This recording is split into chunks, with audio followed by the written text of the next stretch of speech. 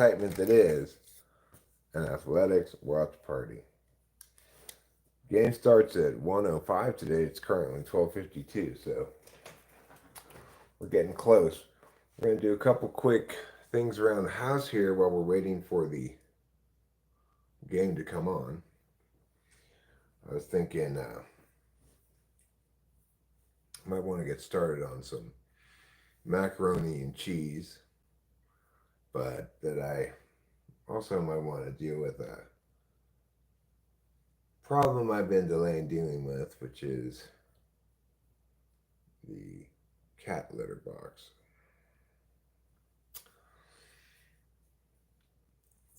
But first, among all things, hi No Sage, how are you?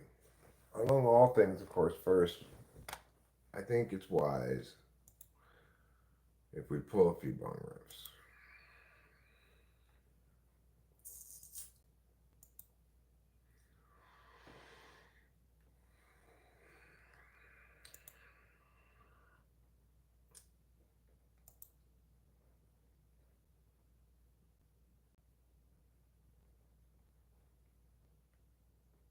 Today's topic, animal husbandry and why anyone would want to marry an animal in the first place.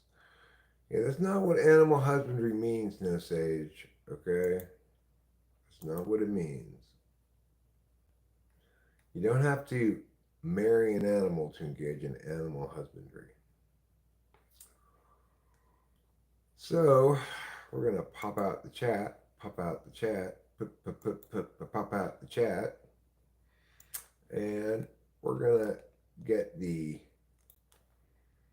A's game up here in another tab. Oh, is Winston's mom here? Hello, Winston's mom. Right, this. Hi, Stefan. How are you today? I'm pulling up the athletics game, which is not started yet, in this tab here. I'm just going to mute it. And I'm going to bring up the chat right here. Staying off the grid wants me to oil up. As always, staying off the grid, I stay continually oiled up, so there's never a need for me to re-oil up. Daniel Berry Sports Highlights is here. Nice to see you, Daniel Berry Sports Highlights. You usually do show up for these live streams. So, first things first. What's our first order of business? How about we put on a very fashionable headband? That seems like a good first order of business. All right, now we're off to a good start. Put that back there like that. So it kind of looks like I just have bald head all the way. How old am I? 54. How old are you? Now that I have my great headband on,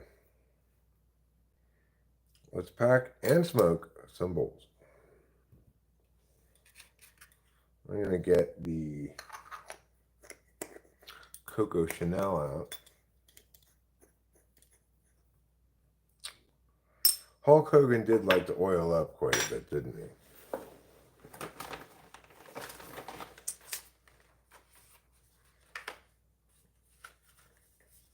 Here we have this fine hybrid called Coco Chanel, which I am going to smoke right now.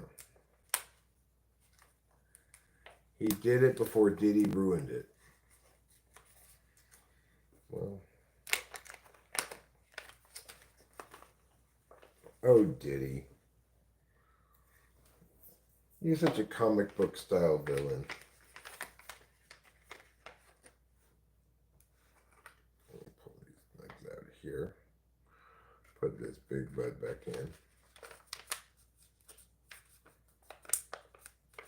Put that back over here. Now, with these three budettes, Nowadays, dryness is perceived as cool and appropriate, as opposed to oiliness. What about sandiness? Is being sandy a better opposite for oily than being dry? Hi, Loy, Foy. Yo to you as well. You know what they used to say? Yo, MTV Raps. How old are I? How old are you? Can I rap every comment? Yes, I can. That's the best way to get people, man. Don't you know I hate sand? It's coarse, rough, and irritating.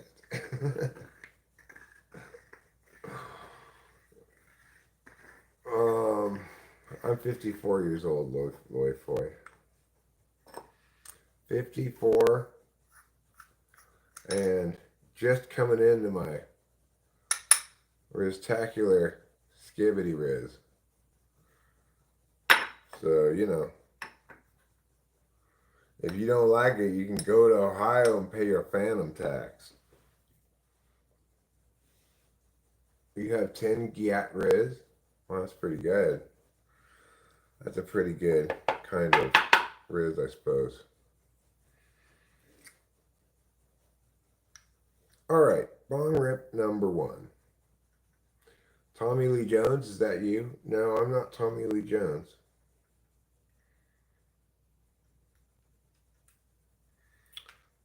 But I do have a great headband on.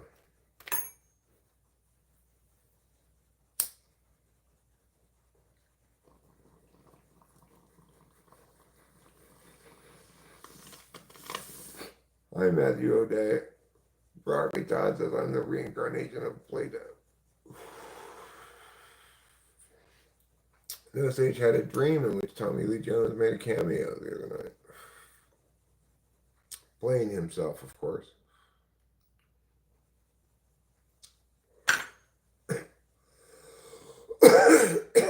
Smoking a shitty bong. What do you think's wrong with this bong? This bong's name is Firecrotch, okay? This bong has a name, alright? Don't just call it some shitty bong. You're a racist against my bong.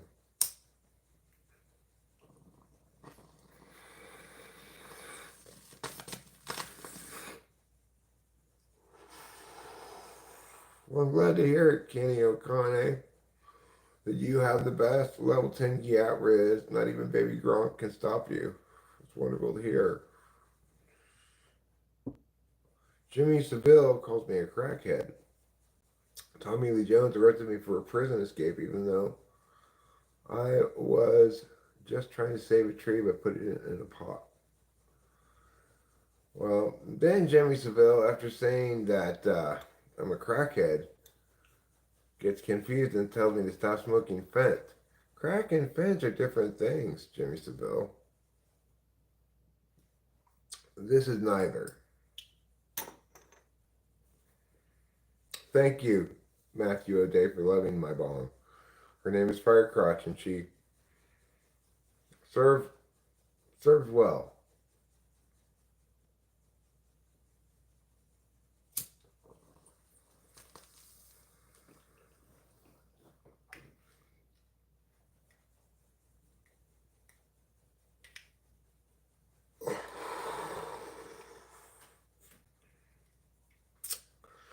It prevents me from getting resin on my lips. I'm on a 9-day bender. Sometimes I go on these binges. What are you bendering on?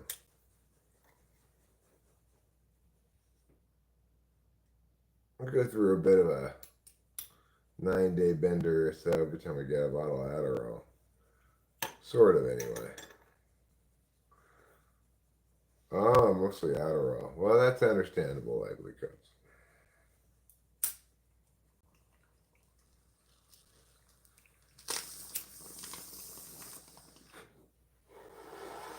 you know what they say? Welcome to the jungle. All right, I'll get a job eventually, Jimmy Seville. My name's not Gandalf, though. It's Eric. Right now, though, nah, I'll pass. Thanks for the suggestion. I appreciate when people like you leave plenty of things in my suggestion box. Because obviously, you're someone whose advice should be listened to. I look like Gandalf on heroin. I mean, hey, hey, hey, hey, smoke weed every day. Yeah, Robert Lopez, I'm not going to disagree with you there. Why would I disagree with that? I'm definitely not Noam Chomsky because he's kind of an idiot, you know? Noam Chomsky is not a smart guy. He doesn't understand that it's necessary to articulate the mechanism by which something occurs. Can't just draw connections. It's not a knee injury headband, okay? This is my wife's pink headband that she lended to me when I was outside doing work so I wouldn't get so much sweat in my eyes. You could also say it's my Tupac band. It makes me look like Tupac, a lot like Tupac. Kind of identical to Tupac.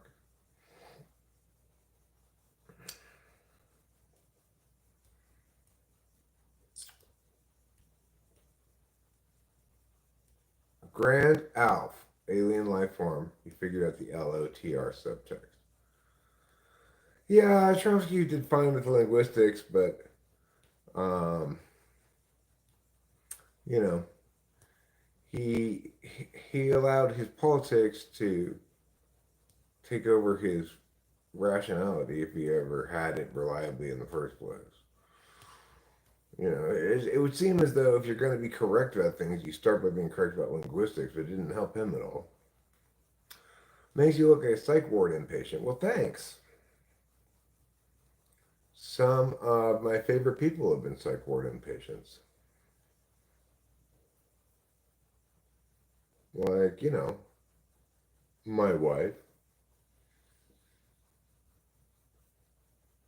She's not currently. You know. I wonder if she was wearing this headband when she was in the psych ward. She was in there a few times before I got retreated properly. Sorry, Jimmy Seville, you're now hidden because you got boring. I'm just making counterfactual statements that defame me is not interesting at all. So now you're done. And you accomplished none of what you wanted to. So have a shitty day. Hi there, Nathan Allen. I am indeed a fellow human being, and if I'm not mistaken, a fellow live birth. You look like a live birth.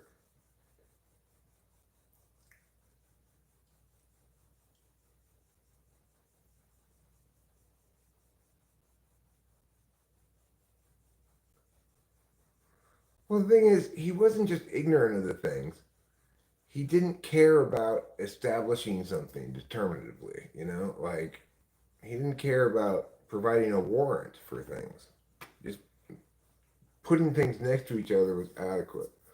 Why am I wearing a thong on my head? This is not a thong, okay? This is a headband. This is my cool headband.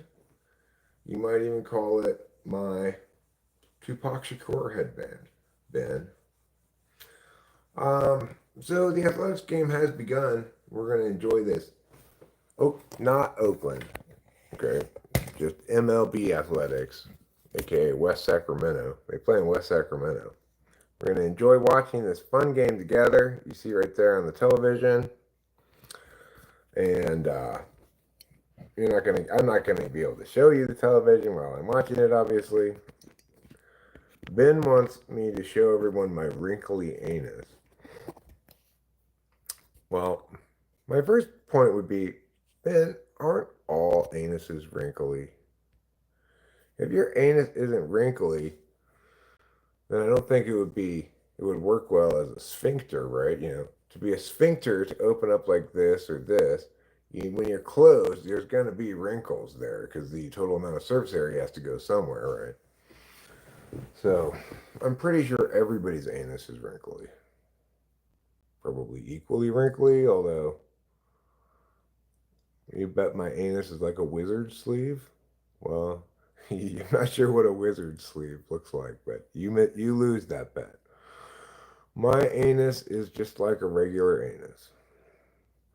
Ev says hello, sir, and Ben calls me gay. Well, thanks, Ben.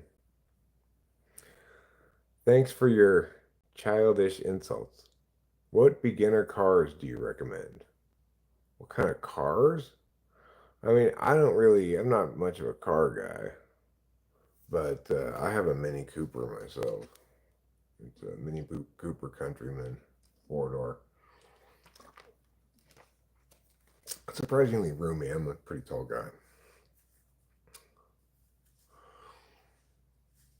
Bro looks like he's battling camphor. I'm not battling camphor. I've never even heard of camphor. Oh, did you make a typo?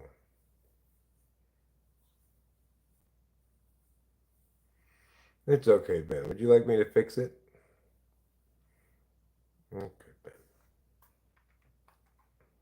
I'm doing fine, Sonic. How are you?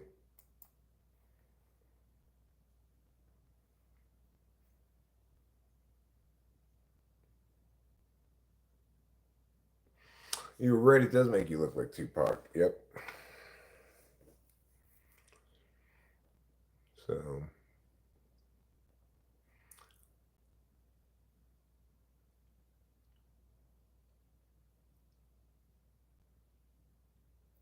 it's interesting to me why somebody would want to go around from live stream. I've hidden them. Go around from live stream to live stream, presumably just insulting people. Especially when there's nothing creative or interesting or funny about the insults, you know? You need to do a better job with this much raw material to work with, right? It's like I'm giving you I'm giving you the best raw material you can get, you know? But but it doesn't do you any good if you lack the creativity to exploit it. Just saying boring, insulting things, that's not gonna cut it, you know? You gotta be more clever than that.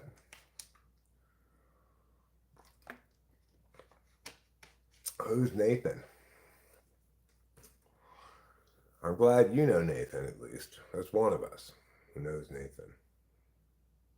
Hi, Unicorn Ninja. Beard's looking good. Looking pretty long. You know. Why are you treating him like he's not human? He's human. He's alive. He's been alive. He's never been dead. Who, Nathan? I'm not treating him like he's not human. I'm treating him like I don't know who he is. And the reason is because I don't.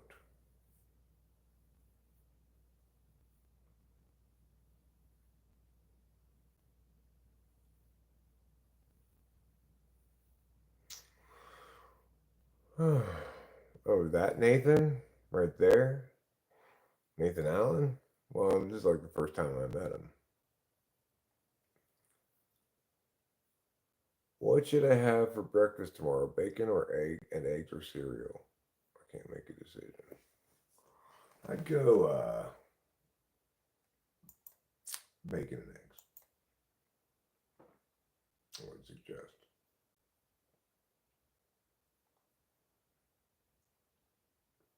Ben's a little frustrated, I think. It's okay, Ben. You'll find better luck someplace else, I'm sure.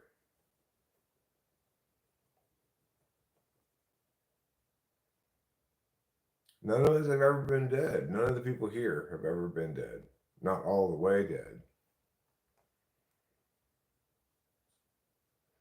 So we're in the top of the first inning, and Athletics pitcher Perkins was maybe the first time he started this season, I think.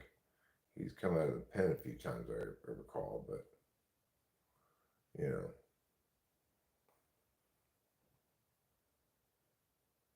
I'm treating me like I'm not human that you died before. I'm talking about you. You're treating you like you're not human that you died before. Uh, I am not talking like that. Am I liking the Sacramento move? Yeah, I actually am. I'm kind of feeling, pre-sad about the eventual move to Vegas because where the Athletics moved to is exactly the same distance from me as where they were, 3 hours. And the drive's easier from here to Sacramento than it is from here to Oakland. I don't even know who that is, Sonic.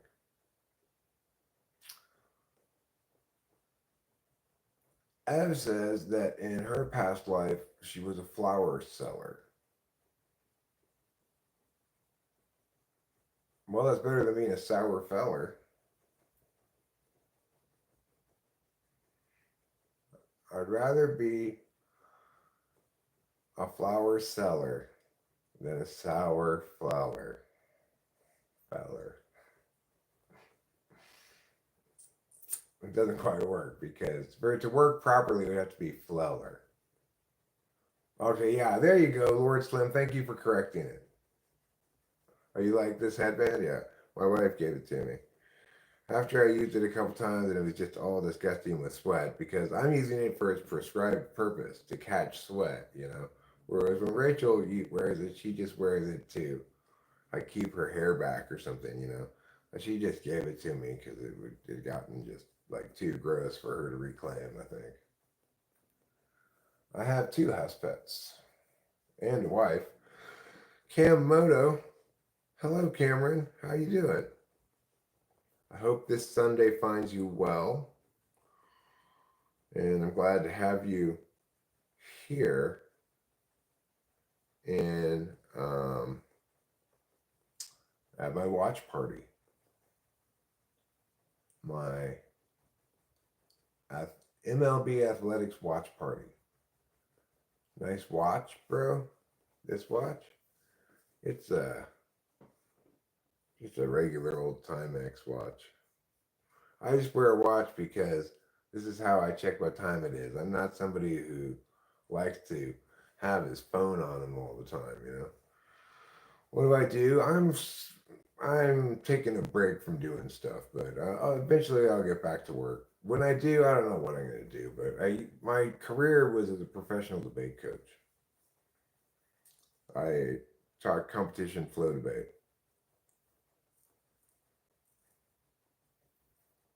You have a pocket watch.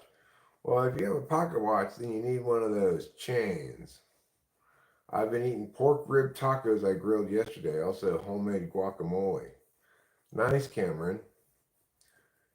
Did you make it out of avocados you grew yourself, though?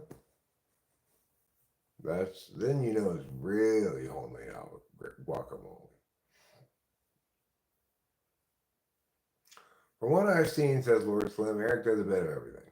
That's true. I do a little bit of everything. Do I have armpit hairs? Yeah. Of course, I don't shave my armpits. Why would I do that? You're thinking about keeping yours? Go for it. My wife shaves her armpits, but it's not because I'm like, shave your armpits. Eric, when you go back to work, you think about reinventing yourself into another profession? I'm nothing that fancy, Unicorn Ninja. I'm thinking about getting just a regular job, like working at Subway or something, you know, just a normal job. So I don't need to make that much money. Can you grow a tomato in an armpit? Probably not.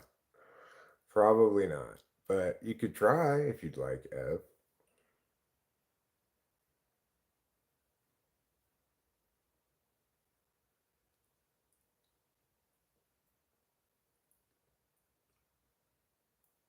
You grew the tomato. So, that's pretty good. That's better than just buying all the ingredients. You don't want to do teaching, you have a natural gift for teaching. I mean, I wouldn't mind coaching debate, but the thing is, that would require one of the schools around here, middle or high, probably high school, to need a debate coach, want to have a debate program. I could go try to sell it to them. I could just go in for times a day, and I mean times a week plus tournaments for amount per year or something. I could go try to pitch it, but it's probably a luxury most school districts don't want to spend money on, even though it's the single best thing in education.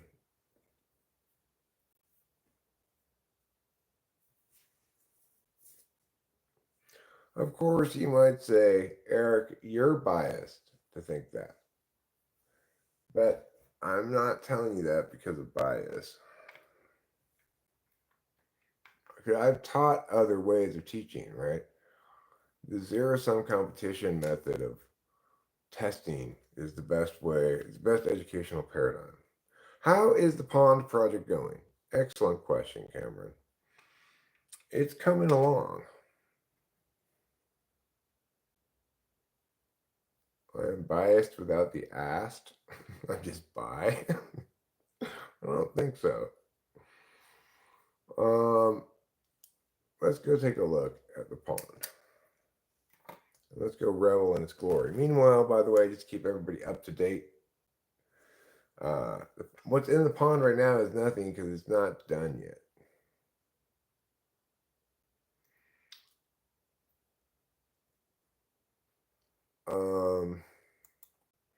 It's the bottom of the first inning.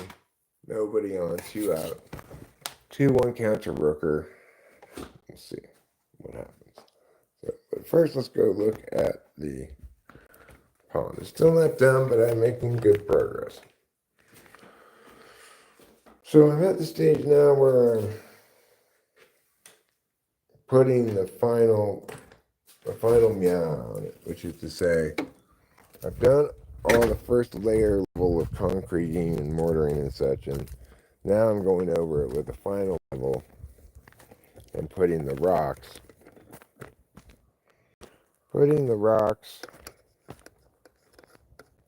on top. So you see the rocks up there? I'm at that stage.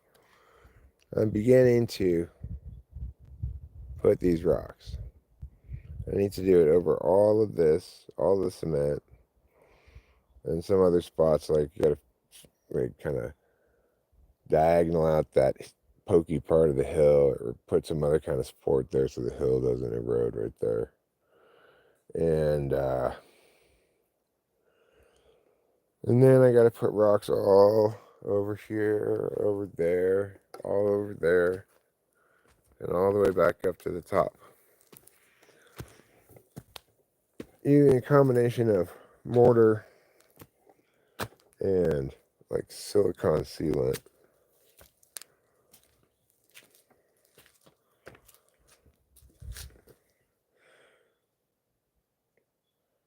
Am I smoking jucks in the woods again? What's jucks? I'm not currently smoking anything in the woods. None. It's too small for koi. Lively cuts.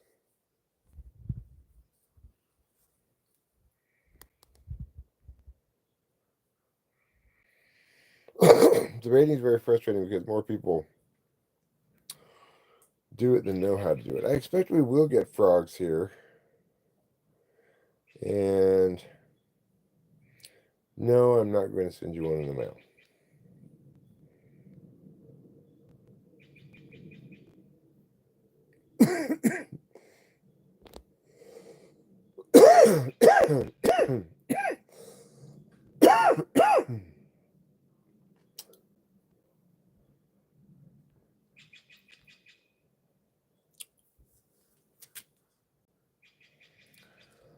Yeah, it's fun. I've been pecking away at it. I was thinking about maybe doing some more work on it today, but before I do anything like that, I need to make myself some lunch.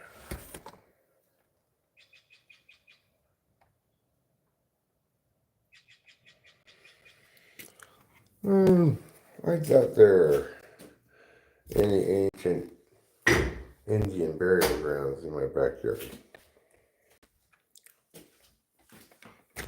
Cameron said to me one time that he thought the hill was mostly fill, which means, they filled over the top to some extent, probably, of what was naturally their hill to make it smooth, so they could make this area up here flat, so that,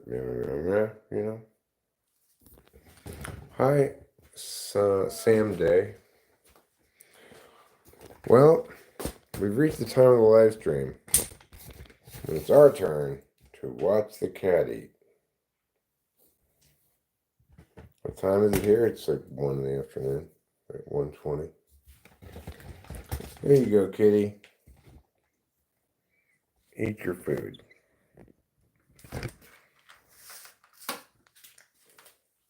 Eat it with your kitty mouth while I comb you.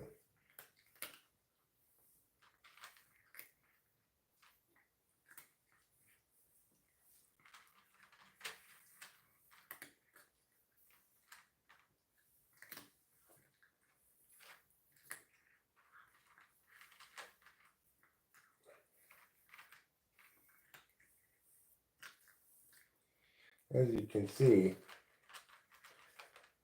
combing your cat while he eats is a good way to prevent a bunch of cat hair from coming off of him and getting all over the house.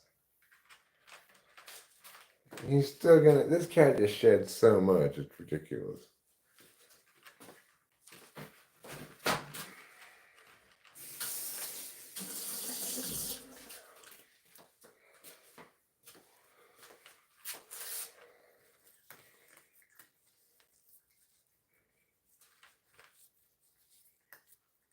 Okay, there. Got all that hair off.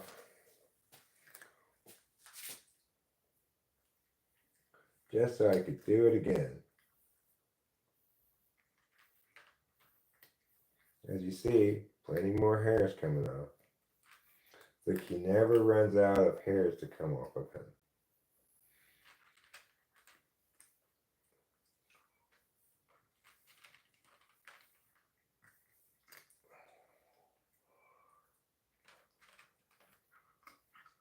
He doesn't like it when I go backwards on his tail. Okay, okay. I'm sorry. It's like you can go backwards every place else, but not on my tail. Not even a little bit. A little bit. You get used to it. A little bit at a time.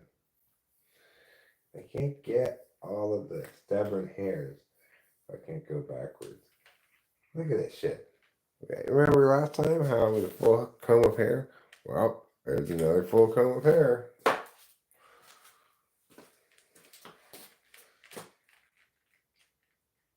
Freaking cat.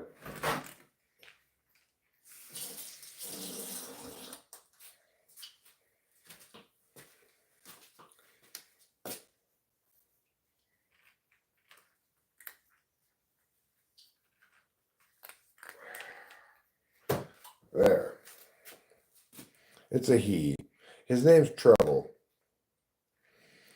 I used to have a white cat that shed lots of white hair everywhere. It looked like snow. Yeah, it's a real pain in the butt. This cat, it's like, he sheds enough hair to make a whole new cat out of it every day. That's a lot of hair. Alright, now I was going to go in there and start cooking something, maybe? I don't even remember. Let's turn on the athletics some more for a second.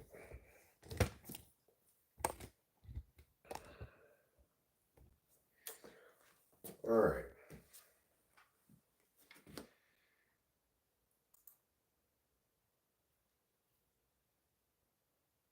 Let me see.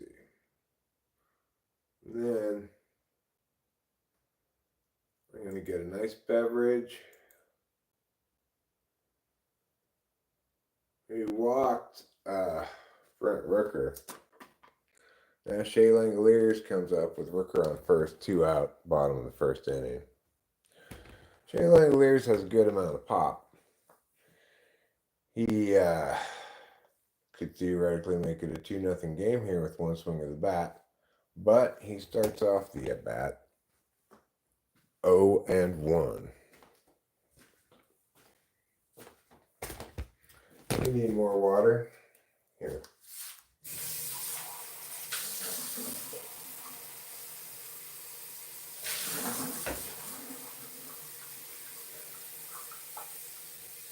Here's some more water for you.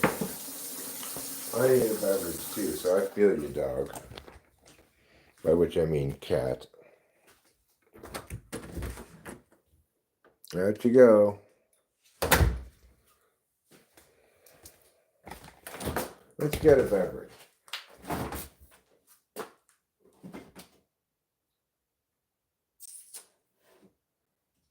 I'll go for one of these LaCroix waters. I know you're not supposed to say the X, but I like to be glib like that. All right, Langoliers is still up to the plate. 0-2 is the count. He fouls another one off. Want to see the inside of the fridge? All right, let me pause this.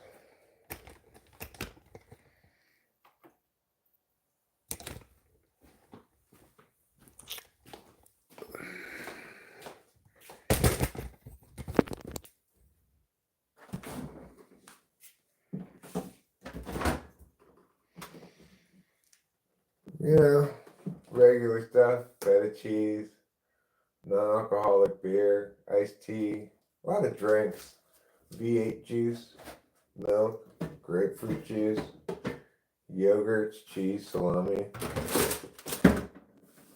broccoli, peach,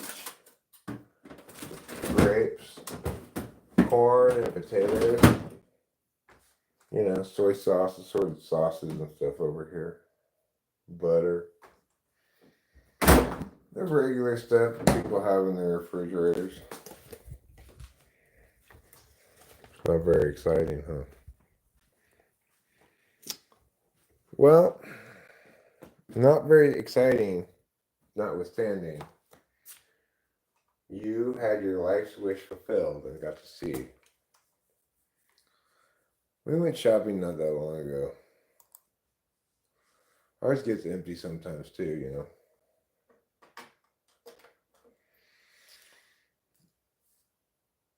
We have to, like we very rarely eat out.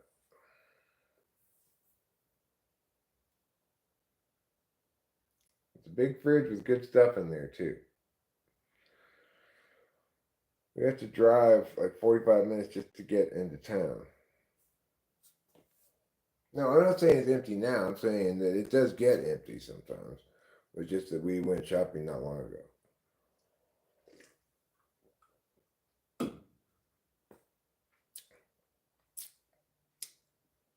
Anyway, I'm going to make something for lunch. And I'm not entirely sure what I'm going to make yet. If I got more tuna last time I went to the store, I could make tuna melt. Let's see what we got in the pantry.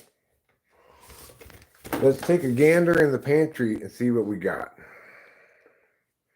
Okay, well, there's 1 can of tuna, so I could make tuna melt for myself. I couldn't make it for both me and Rachel because there's only 1 can of tuna. We've got rice.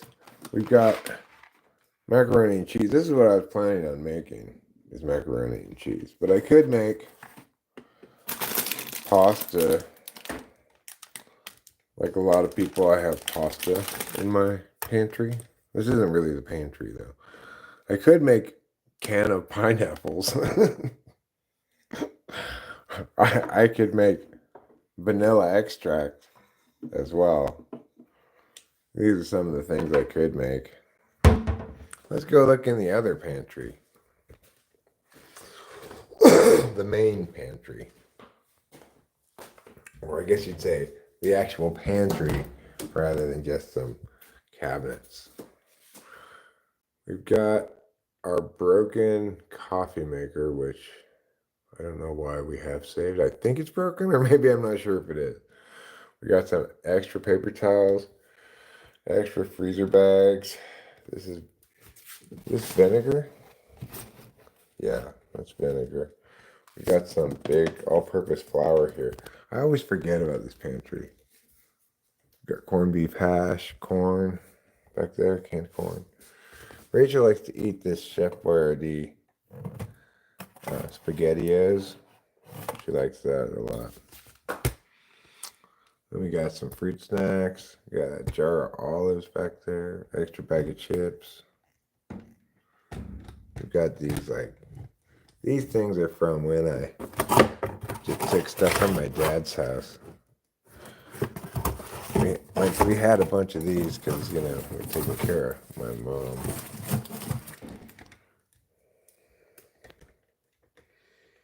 And that's inside of the pantry. Exciting times, exciting ways. Today we learn about all of our days. Okay, so I think I'm going to go with plan A. But before I engage in plan A, I'm sorry your pantry is not so full. We also have this pantry too. I never remember whether we have any soy sauce, so now we've got multiple big bottles of it. And then this is the candy cabinet.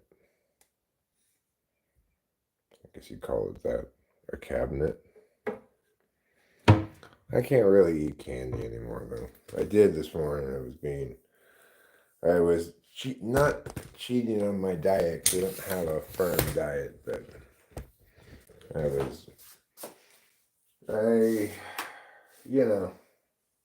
fell back into old habits a little bit and had some candy, but not nearly as much as I used to. I consider wearing a gray bandana as a headband. No, I like my Tupac headband here. But I often don't wear this headband, and mostly I don't wear it because, of course, I'm not doing work that involves sweating and stuff right now. So I don't need a headband. Instead, I'll wear a regular hat. How about this? Is everybody more happy with that? The Giants are crushing the Mets, huh? Good for the Giants. Tigers and Phillies on ESPN tonight at 7 p.m. Eastern. It's 4 p.m. Pacific. As we enter the top of the second inning, the Athletics are tied with the Diamondbacks, 0 runs apiece. That's the strike. Mr. Perkins is on the mound for the Athletics today. And he's facing the Diamondbacks 5-hitter, McCarthy. The Mets now have a position player pitching. They're really getting spanked.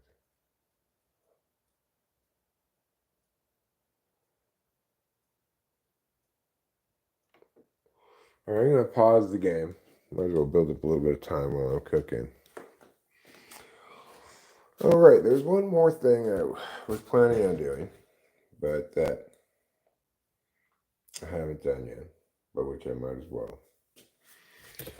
I'm going to do this one more thing. I might as well just kind of chill for a second. I think I'm going to take a couple of Wellbutrins.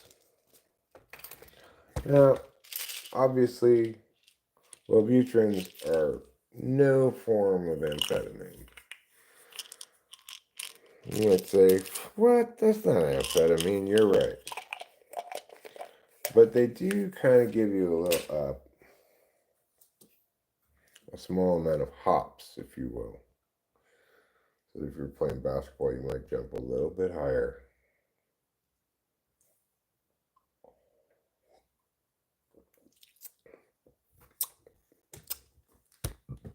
Well, let's sit down for a moment. Yeah, well, the thing is, it does have apparently a dopamine and a norepinephrine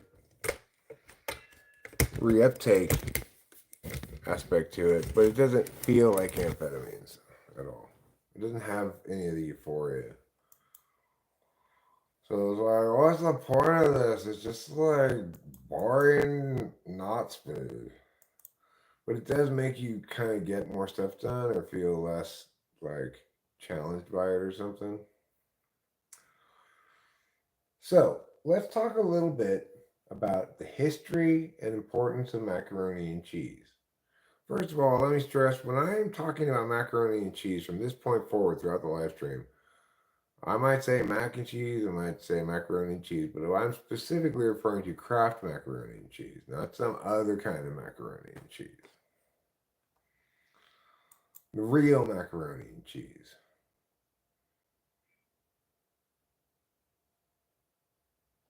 The guy wants a divorce. He tells the judge, I can't take it anymore. She's going out from bar to bar every night, way past midnight. The judge responds, what's she doing? And the guy says, looking for me.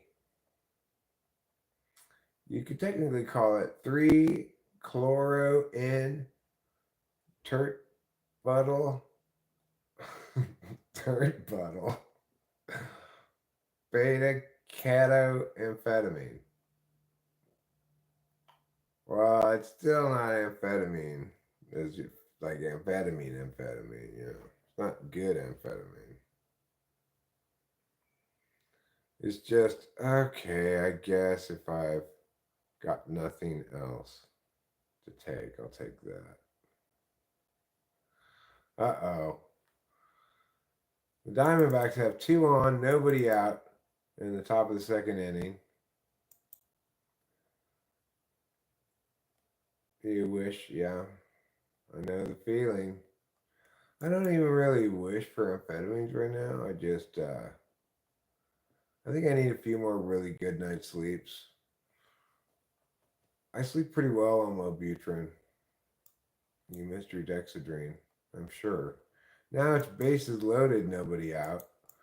There's a meeting on the mound. The top of the second inning, still 0-0, but to get out of this jam without giving up any runs would be quite an accomplishment. I will not be putting either hamburgers or wieners in my mac and cheese. It's just going to be plain mac and cheese. Why didn't the chicken cross the road? Because he was already on the other side? Been solving advent of code problems to cope. Good for you. You solved those problems. You've solved them to your little heart's content.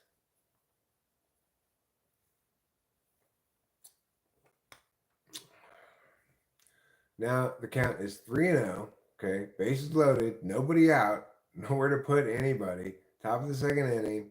Let's see what happens. He missed again. Oh my God, he walked in a run. I'm not making spicy chicken mac and cheese. I'm making a regular mac and cheese. Oh, because KFC was on the other side. I like my answer better, don't you? Why didn't the chicken cross the road? Because he was already on the other side.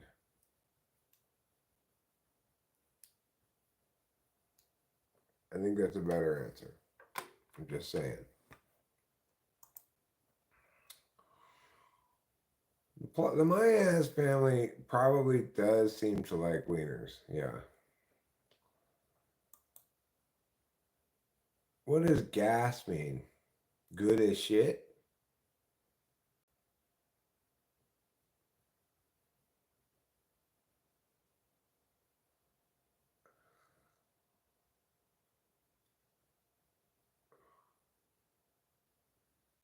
Yeah, I figured out that part. Guilt. Fire or dope or such. I see.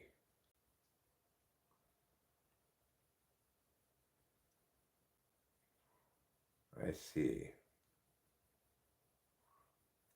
Would you say then its synonym is boss? That's some boss chicken. That's what my dad would have said. Winston's mom. Hello, Winston's mom. What you knowin'? Me? Why? I've come to watch your flowers growing. God damn it. It's already 3-0 Diamondbacks. Come on, Athletics.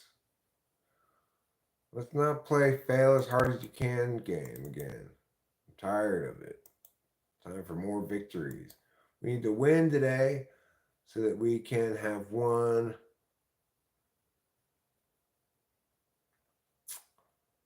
7 of our last 9. If we win today. Thanks, Putty Cat. Thanks for your helpful advice. Well, that's the end of the inning, but we gave up 3 runs. Oi, oi, oi. What is this world coming to?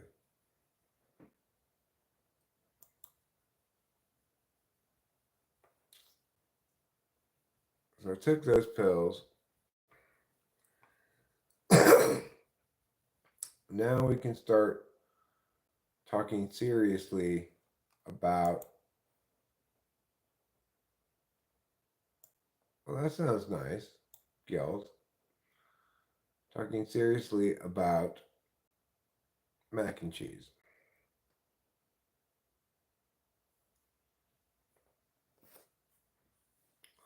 I wouldn't hate it if the Wellbutrin makes me sleepy and I want to take a nap. Good job. Who hit that? Who was that? Who got that double? Is that Cortez again? Who is that? Schumann?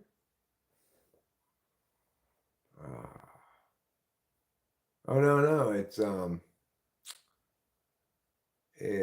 what's his name? The backup catcher wins.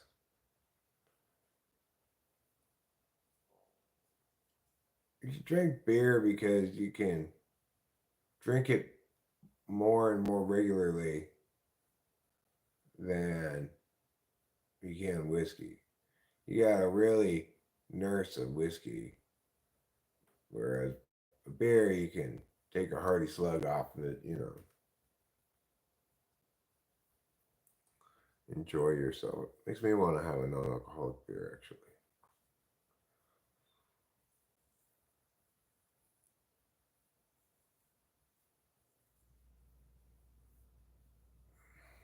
I do remember when Two Life Crew encountered some censorship, yes.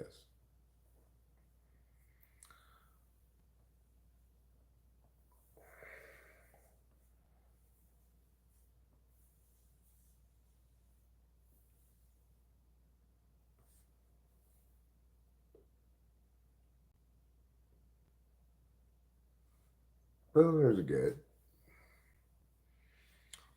Maybe I'm going to have a Mexican Pilsner, namely a Corona non-alcoholic,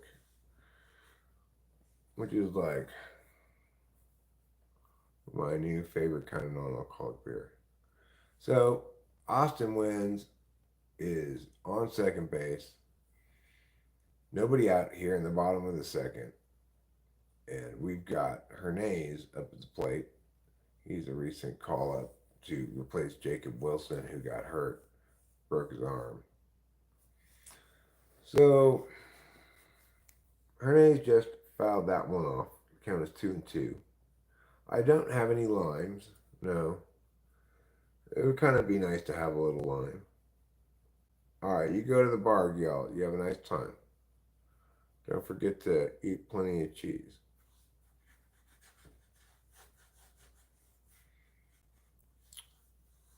And, Hernandez hits a hard bouncer to third.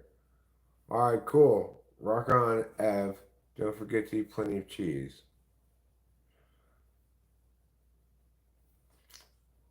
So, now, speaking of cheese, let's watch this inning. We're going to watch this half inning. Now, there's one out. We still have a man at second, and light hitting utility player J.J. Bleday is at the plate. But he hits the first pitch and smacks it right into center field. Wins is forced to stop at third. So we've got a first and third situation here with just one out. Good job, J.J. Bleday. I was just about to start talking shit about you when, before I could even begin, you slapped that first pitch right into center field. Nice work. J.J. Bleday. Not J.K. Bidet. No. J.J. Bleday.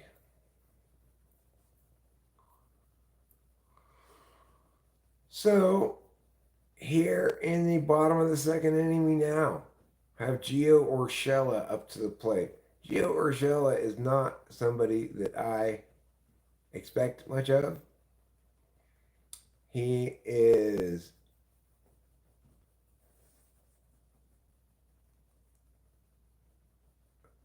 not he's like JJ Bleday. Somebody I do not when he comes up I just go to sleep. He's gonna just strike out. He's hitting 220. He's got 0 home runs. He's not a good offensive player. I think he does a good job defensively at third base. But apparently, number 57, Rodriguez for the Diamondbacks, doesn't know this because he's now allowed Urshela to work the count to 3-0. It's very unlikely Urshela will be swinging on this pitch because, of course, if he does swing, he won't make contact anyway. Urshela takes the pitch. It's ball four. He makes his way to first base. Now the bases are loaded. One out. Bottom of the second. I believe it's Max Schumann I saw on deck. Yeah, Max Schumann's up to bat. I have a little bit more faith in him than I do in Urshela. But Urshela had a nice professional at bat there. And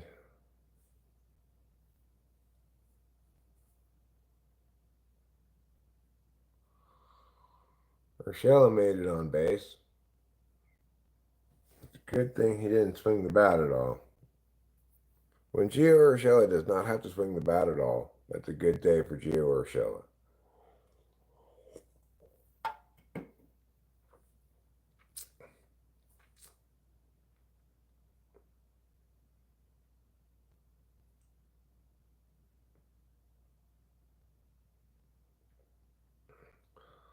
All right.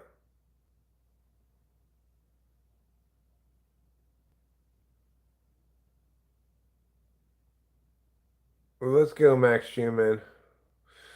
So again, bases loaded, one out. Ooh, I might buy a new baseball hat, Pretty Cat. I do like this one, but I would like to have an A's one if it's as nicely made as this one is, you know. I like this one a lot. Schumann takes ball two. Ahead in the count, bases loaded, one out, second inning. Schumann at the plate. He's apparently leading off today.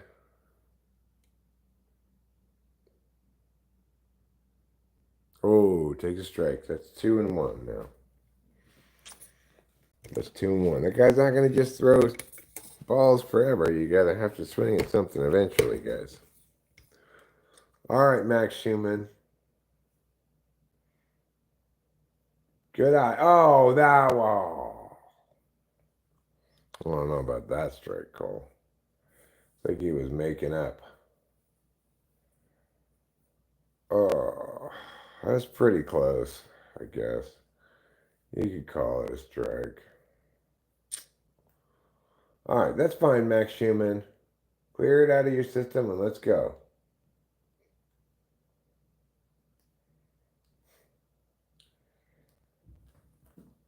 Here he comes, the pitch. Max Schumann swings at it, fouls it back. The count remains 2-2. But I cannot even start the macaroni and cheese until this half an inning is over. So put that in your pipe and smoke it. Schumann takes ball 3. The count now 3-2. Bases loaded. 1 out. Kurtz on deck. Power hitting slugger. Rookie of the Year front runner Nick Kurtz is on deck. Oh no, double play. Max Schumann, that's the shittiest thing he possibly could have done. Max Schumann has obviously not read my book, Things Not to Do When the Bases Are Loaded and You Have Fewer Than 2 Outs. Which the number one thing in that book is don't hit into a double play.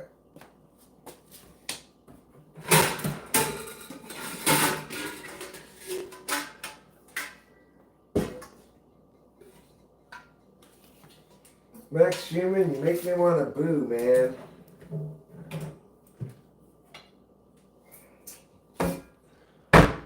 Alright.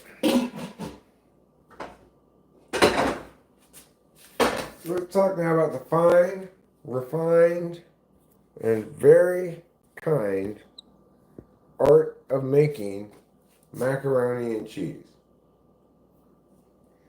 A lot of people come up to me in the streets of the world and say to me, Eric, how do you make macaroni and cheese? Well, let's just say it all starts with a box. Right here, I have the box. And I'm going to pour it into this pot. But before I do that, I'm going to need to fill this pot with water and bring that water to a boil. Here we are. I need to start with 6 cups of water. I don't need to read the back of the box because I've read it enough times that I remember. 6 cups of water. That's 2 cups.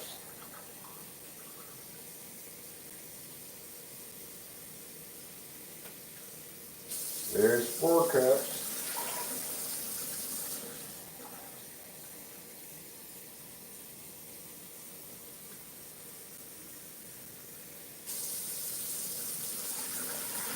And that's 6 cups.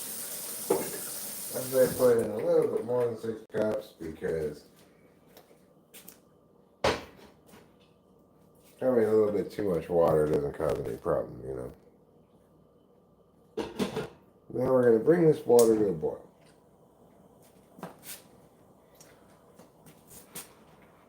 That's going to take about 10 minutes probably, but maybe not quite that much. Put it 8 minutes. We'll see how it does. Next, let's go in here. We're going to get out some butter. We need half of a stick.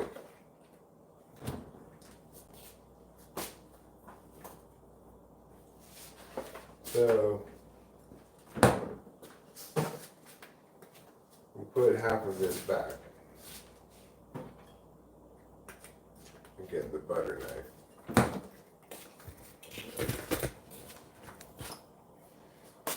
And then we'll get cutting board review. Cutting board module 1, as I like to call it.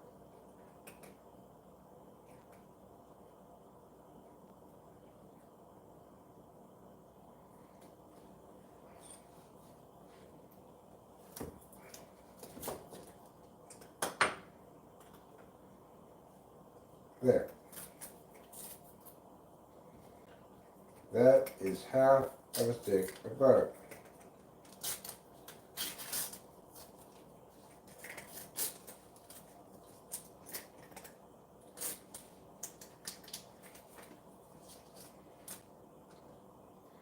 half a stick of butter, which is, of course, the amount of butter that the back of the box says to put in.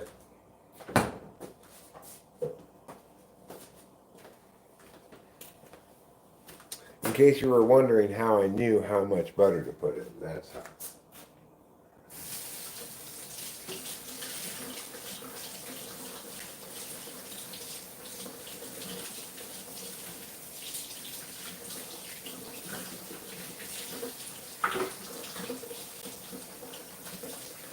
If I did have hot dogs, I would totally put them in the macaroni and cheese. Fortunately, I don't have any hot dogs.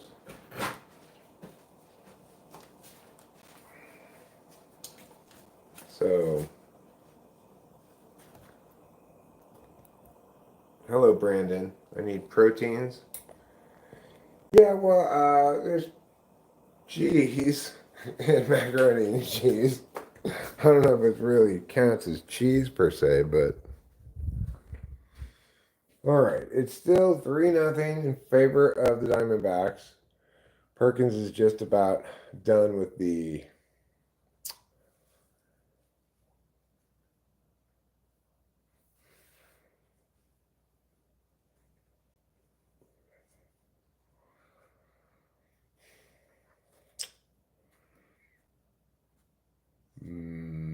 yeah. Protein, I could make sausage. I could put some sausage in there. And that might be pretty good. But I'm not planning on doing it. In large part because the pan's dirty. So then I need to clean the pan first. Oh, all right. Fine. I'll clean the pan. Since you guys are a bunch of pan lovers. And you can't leave the pan like that. You gotta clean the pan. Okay, cleaning police. I'll clean it. Fine.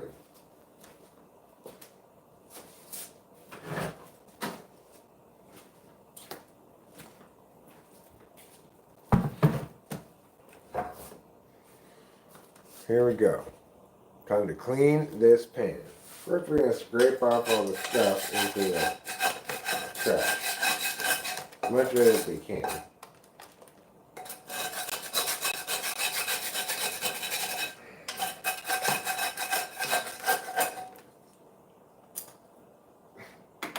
Having a little trouble with glasses there.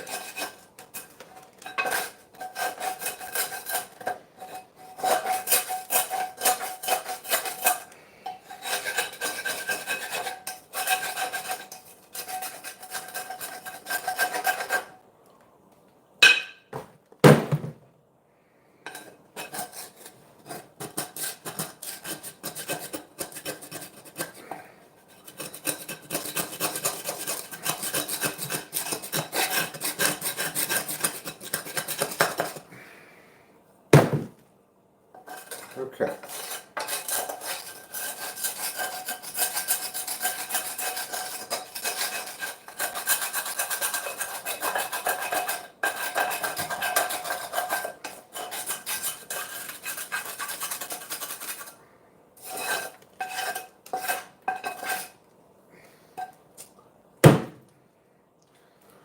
Alright.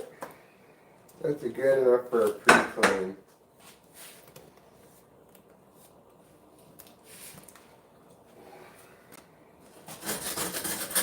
Maybe not. Probably is the best way I can get this thing cleaned. I'll do it here in dry dock.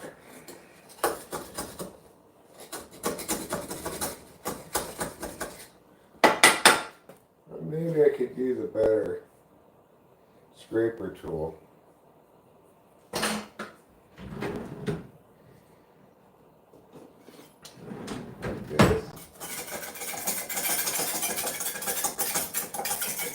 Scrape a little better.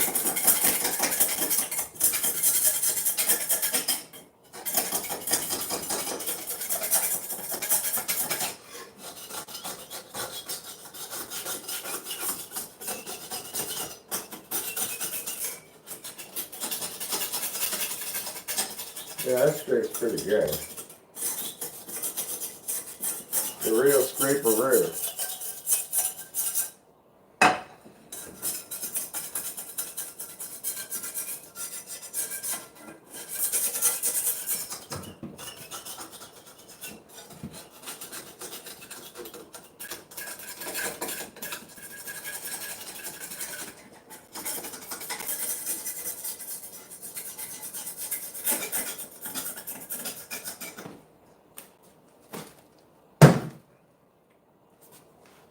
Well, that's a lot better.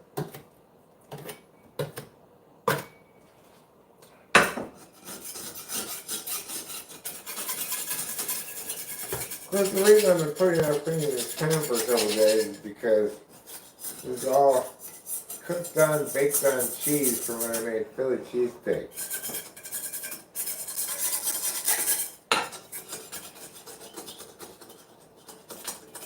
It can be a little bit of a challenge to get off.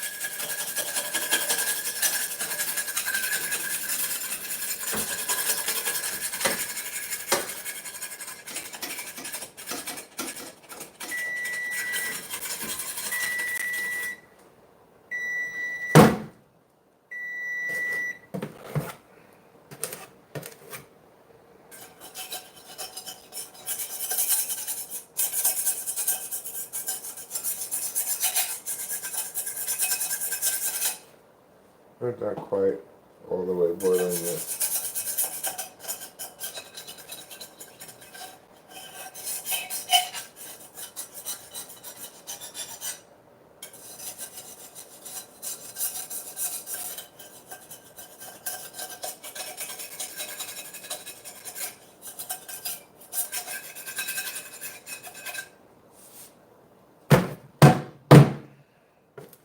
Do you suppose that the same volume of water heats faster in a broader pot than in a taller, narrower pot because more of the bottom gets fire on it? I suppose that makes sense.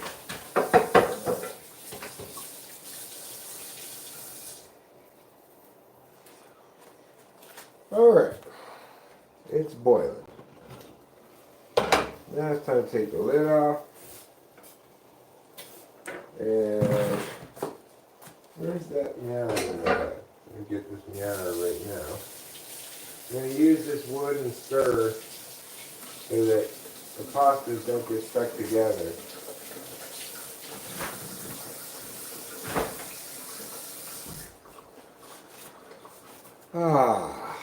There's something very pleasant about doing SI tasks on the live stream. Hi, Amor McCaskill.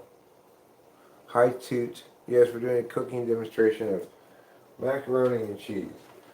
Here's a tip. Here's a pro tip. Before you put in your macaroni and cheese,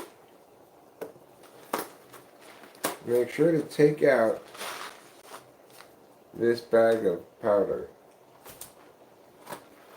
Alright. Now, we've got boiling water, the right amount of water. We're ready to pour this in. Just like that. Easy as can be. Now we're stirring these around so they don't get stuck together in the early stages here, when they're vulnerable to being stuck together more than in later stages.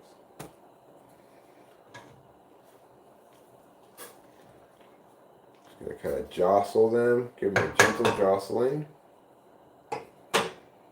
and should come back up to boil shortly.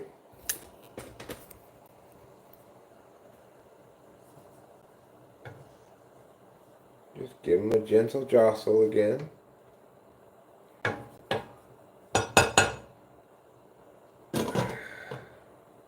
And let Yentl the gentle jostler take over.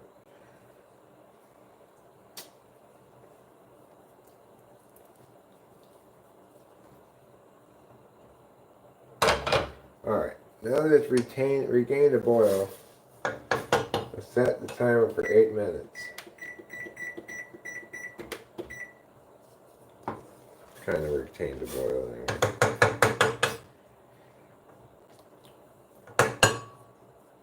Alright, cook like the wind, very little pastas. Cook like the wind. And those will cook like the wind. They'll be done before you even know it. Now, let's look over here at this sink of misery, as it's sometimes called. We've got dishes on this side. Oh god, this pan over here.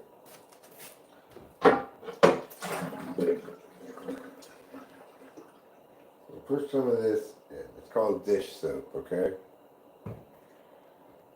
This is one of the ingredients necessary in cleaning the dishes. You need soap, scrubber, and some elbow grease. Of course you need water too.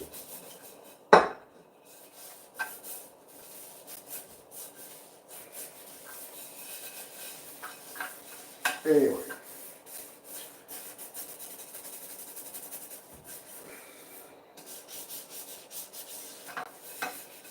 This doesn't need to be clean like brand new. There's going to be some stains and scratches in this pan and stuff, you know. That's just unavoidable. Just, well, there went my glasses.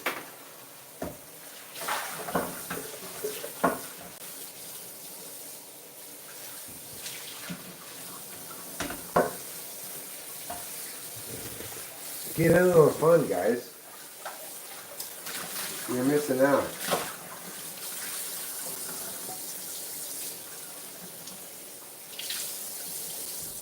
Alright, remember, there's a reason why my YouTube channel is called Special Times for Special People. It's because of the kind of special times that we're having right now. You're not going to get this kind of specialness anywhere else. On the YouTube or the entire world. We're going to swish those around with our swisher. That's good. Now, we certainly could cook some sausages. Should I wash the lid? I'm just going to wipe it.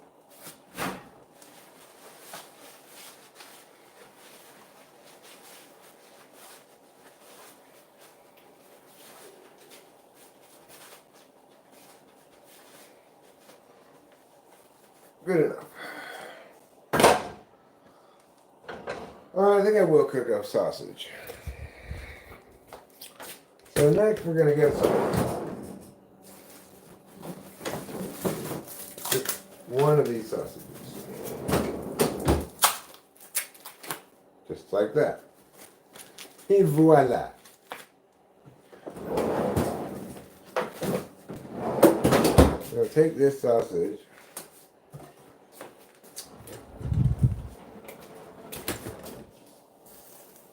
And we'll put it in this pan.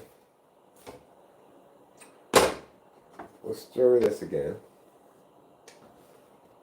Make sure everything gets its own identity. We're going to pour some wine in here. Because the sausage doesn't have as much fat in it as, say, hamburger. You don't want it to burn. But also because I need this thing to defrost as quickly as possible. The mac and cheese will be done before the sausage is done.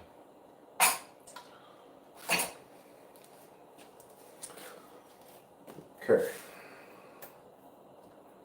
This can go back on the butter plate.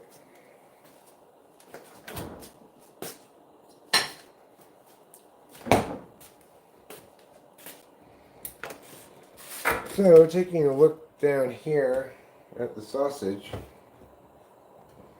you can see that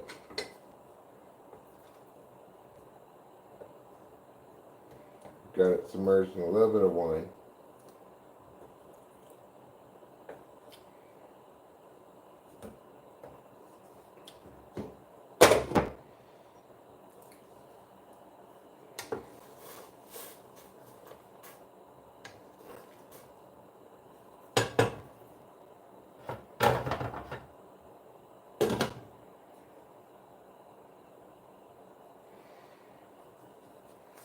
Now this coming to a hard boil. I just dipped a little bit of raw sausage wine in there with this thing, so I want to make sure I sterilize that.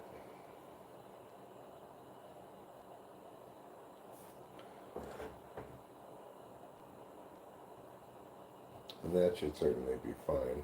As you can see, it's getting foamy.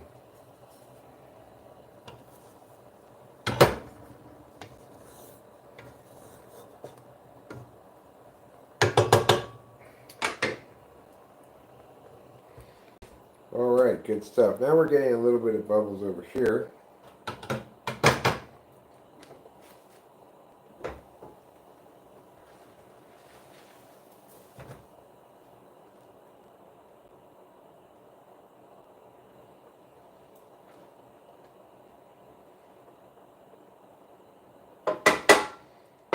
And of course, alcohol has a lower boiling point than water, so once you get that bubbling, you get the alcohol out of there pretty quickly.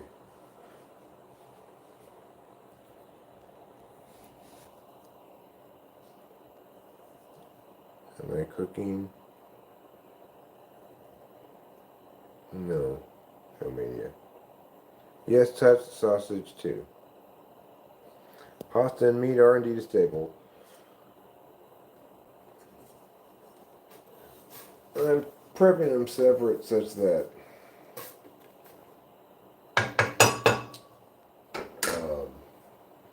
I can serve the mac and cheese without sausage in it, in case Rachel wants a leftover, you know. Oh, hey. Okay, I'm making us lunch, Rachel. I'm making macaroni and cheese with a sausage. I'm going to cut the sausage up into small pieces. If you want sausage in your mac and cheese, that's fine. If you don't, that's fine too.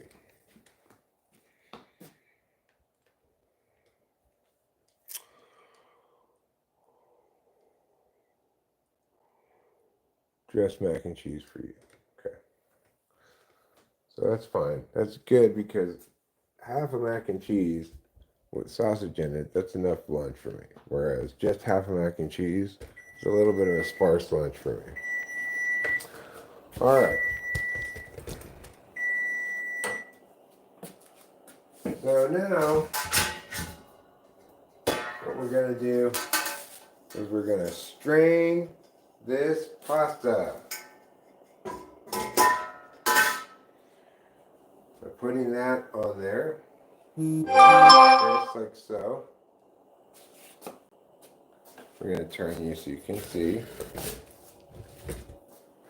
We'll come over here and demonstrate.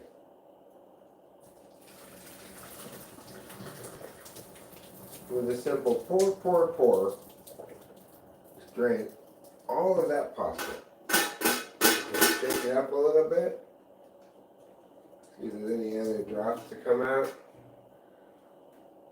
Alright. Let's take a look. That seems fine. Okay. This needs to be rinsed out. But it's not that dirty, you know. Now we've got the pasta. Let's come over here. Next, in order to maximize efficiency here, we're going to do the following. This needs more wine.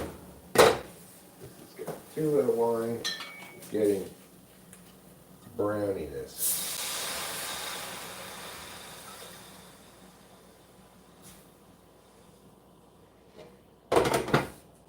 Smells like maple syrup when you let the wine reduce all the way with the sausage. I don't know why. Okay, so let's look over here at this butter. What's the problem with this butter? It's too big. Pieces are too big. Fortunately, I've got the best butter cutting knife. This is a great tool, this spreader slash butter cutter slash round thing, rounded end saw multi-tool. That's great. Okay, now we cut up all the butter to make it melt better. Let's stir it up, little darling, as per the Bob Marley song.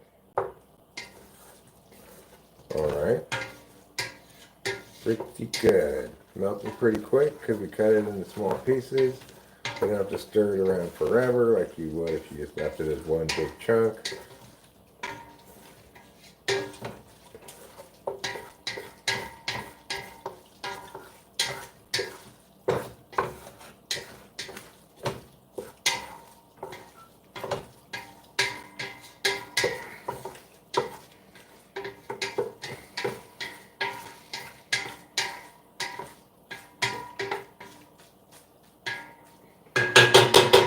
Good.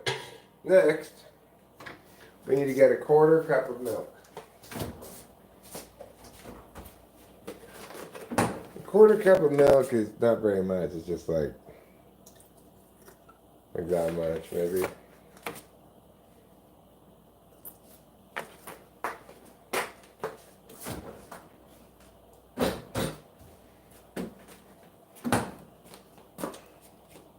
Next, we're going to get a package of powder. We're going to tear it off the top like this and empty it all out like that. Now, we're going to stir it again.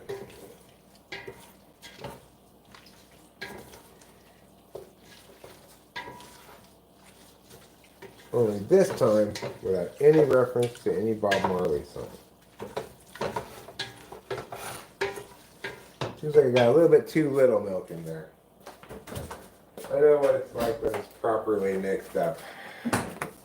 Just need to splash more milk.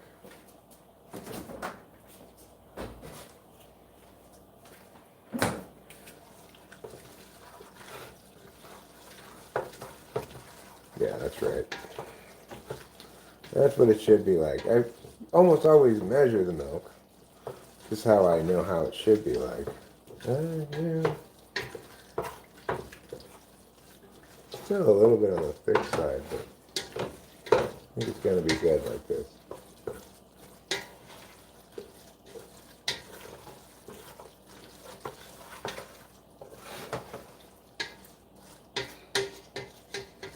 Alright, so that's looking good.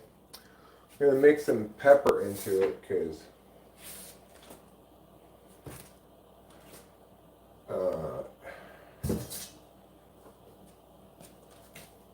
mac and cheese needs pepper on it.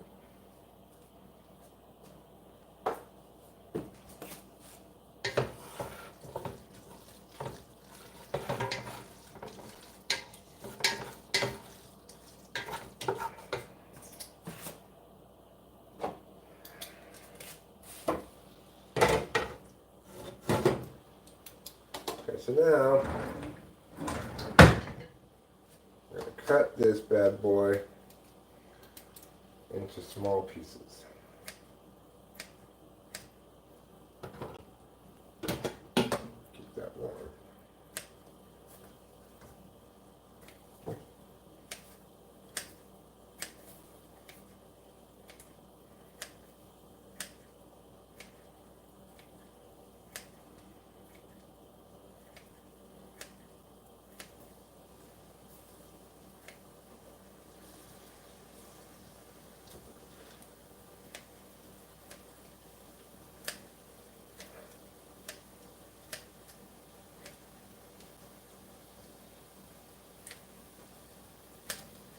And you can see here, because of the wonderful vision that you have of how we need to put a little bit more wine in here.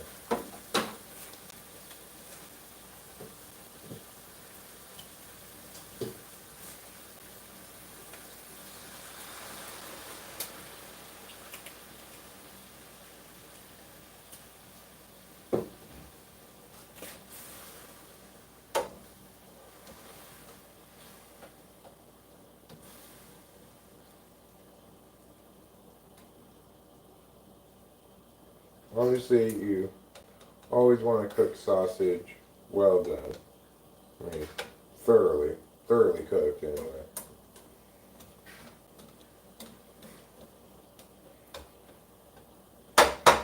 Now, because I have the time and the inclination, I think I'm going to just to give things a little bit more pizzazz. I'm going to add into this equation some onion.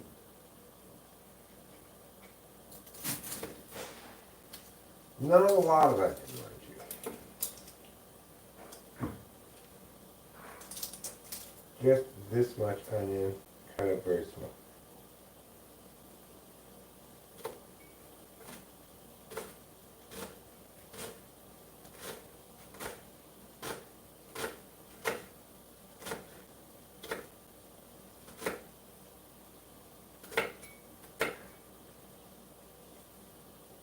Turn this. Damn it.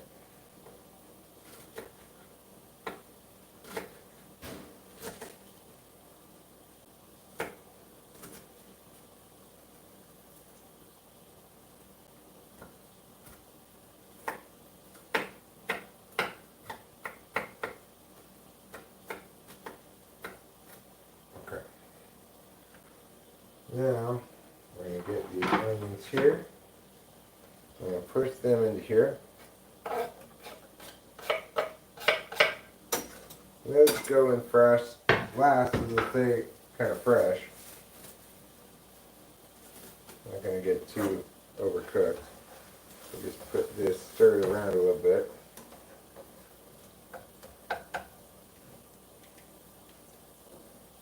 And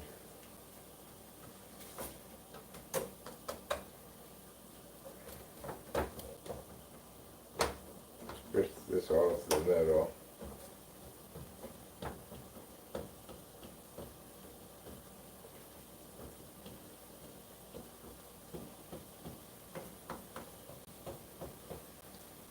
Put the lid on it, like that. Put this onion away.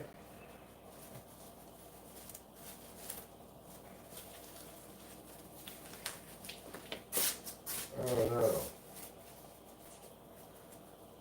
Perhaps unsurprisingly, to those of you who are familiar with the channel, my high hip syndrome is acting up. And I'm having to pull my pants up a lot.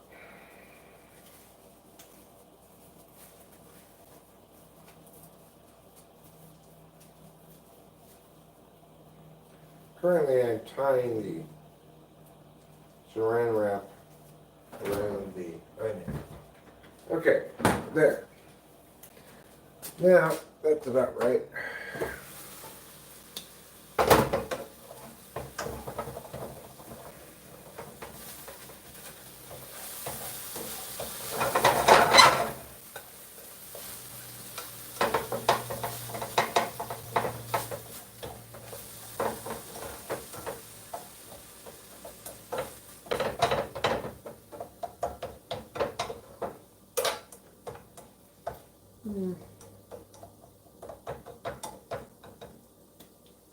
That's good.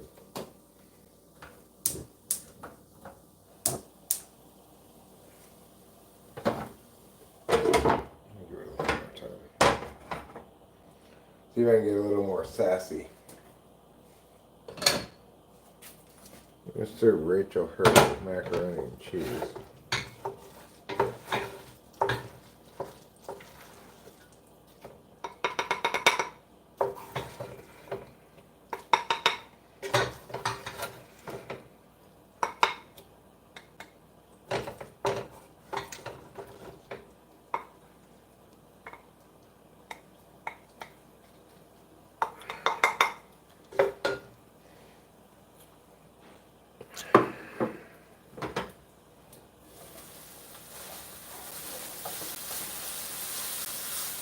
Yours is ready, Rachel. You want to come get it?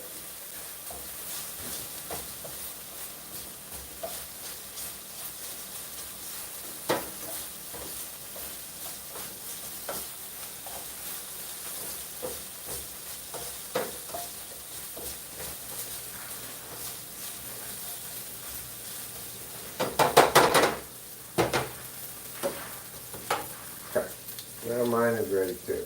So what I'm going to do, I'm going to throw everybody a curveball and put this at the bottom.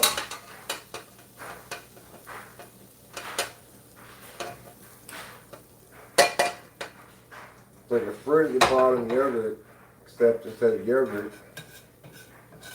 it's mac and cheese. Instead of fruit, it's sausage and onions.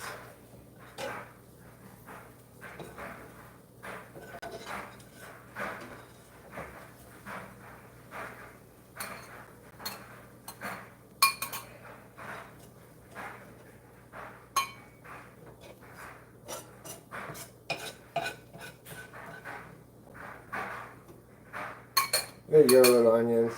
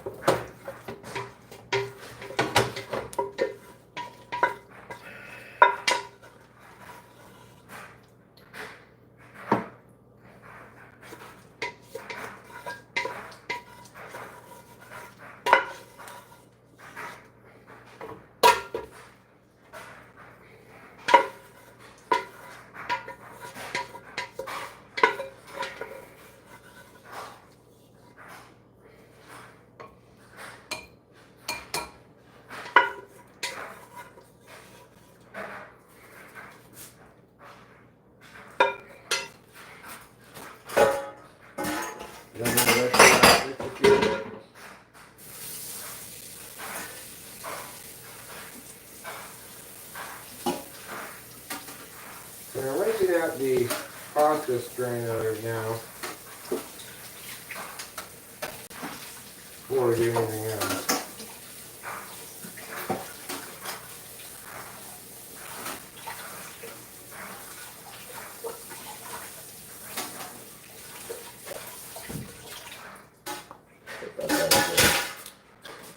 Okay, let me wash the leaves off and put them on there too.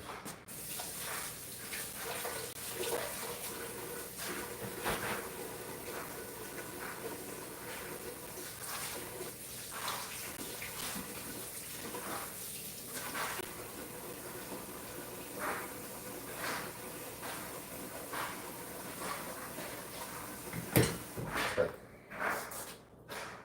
Now, let's get some silverware.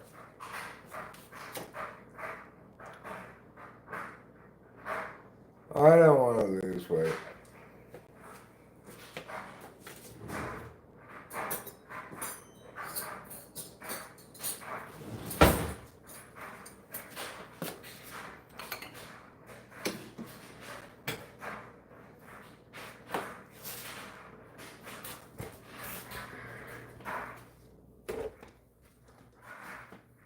For nothing now, huh?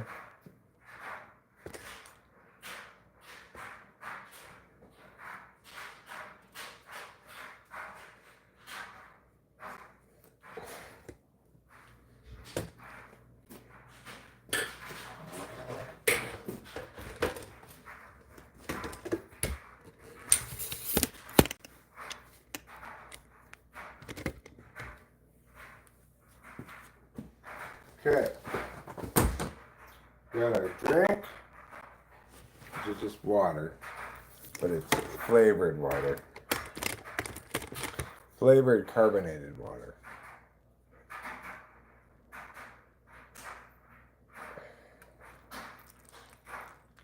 Alright, I'm also going to add one more ingredient to mine. I don't know if Rachel's going to add it to hers. I'll be right back.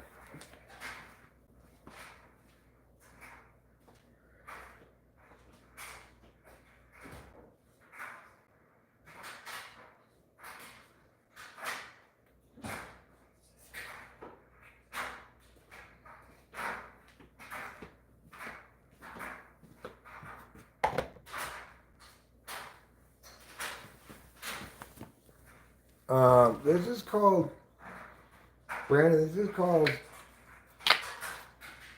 Blue Box Mac and Cheese. You ever had it before?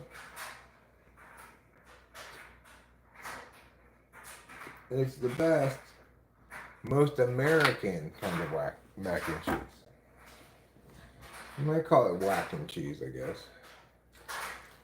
But that's if you yourself live in Whacktown, maybe. Mmm.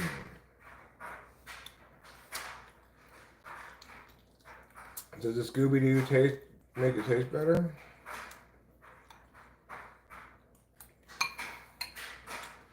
Mmm. Man. With the sausage, that's good. Okay, we got second and third. One out, bottom of the fifth. Kurt's at the bat. Let's go, Kurtzy. Ball well inside.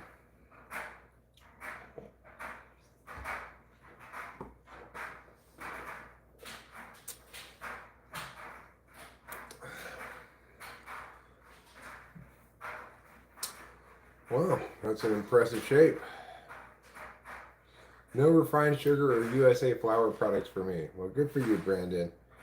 You sound like you really got a strict control over what you eat. We're down by 4 runs, but Kurt's just hit a single into right field, and that's going to score 1. So, yeah, well, I did also not, I don't know when last you were here.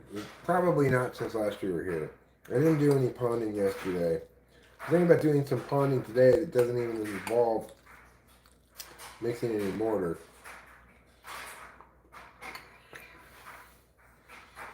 No. Well, I don't think we did. I mean, I was not that impressed with Andrew Hart this season.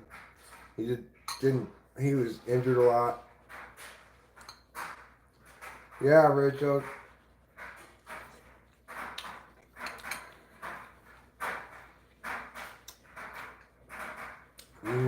That's good.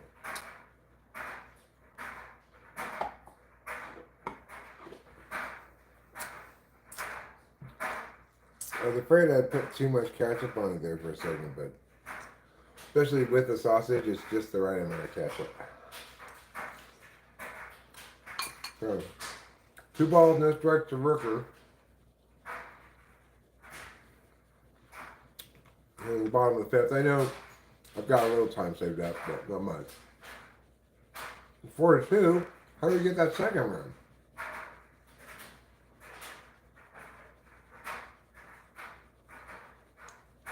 Oh, right. Yeah, I did it with that kind of tape called cloth tape.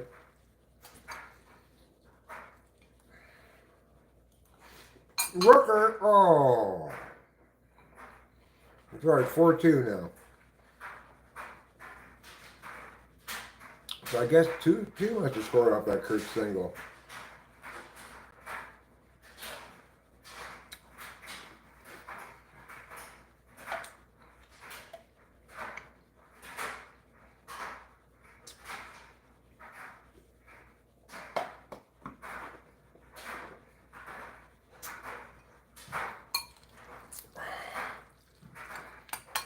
Oh no. Brandon informs us that ancient grain is best. USA strips out nutrients and enriches with patented synthetic vitamin B niacin.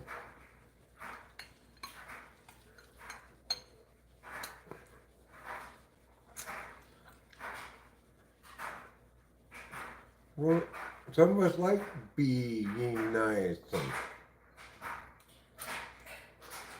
Other good stuff.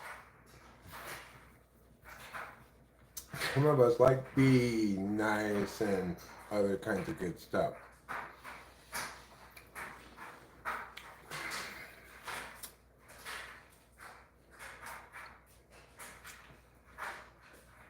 It's poison. Well, it's clearly not poison. Poison kills people when they eat it.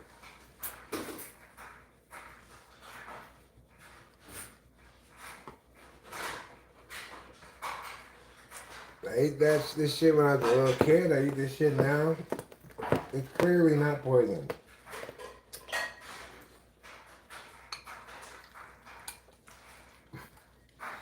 If that's your example of you judging, you have very poor judgment.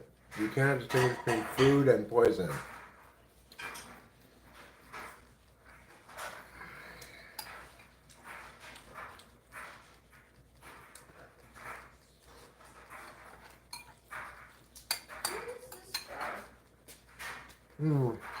At the bottom, underneath where the pots are. Okay.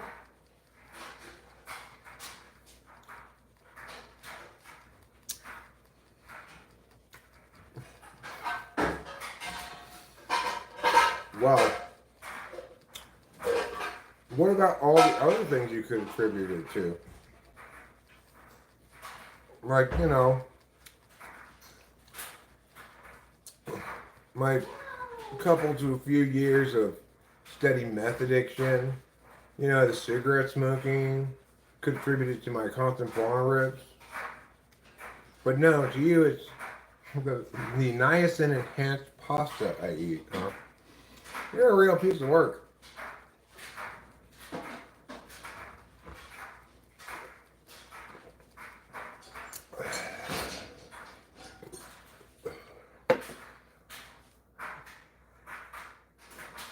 People love to know nothing about you and make assumptions.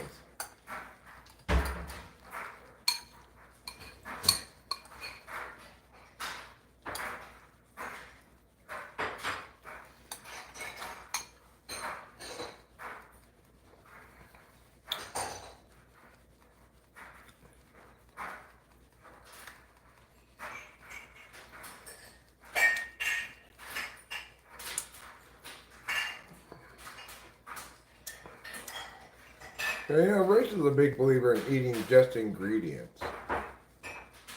Like, she'll have a bowl of sour cream.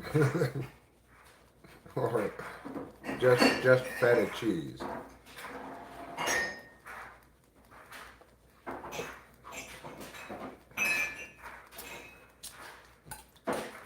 Of course, she's also a connoisseur of the chef.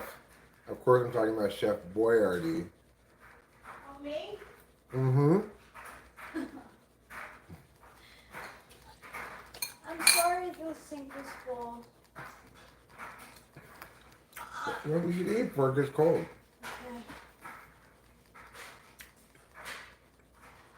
Carrot says beef macaroni is the best one.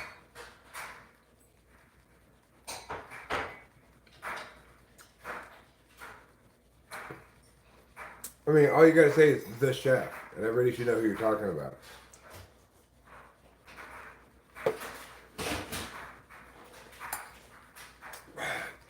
Oh, you mean Boyardee? Of course I mean Boyardee.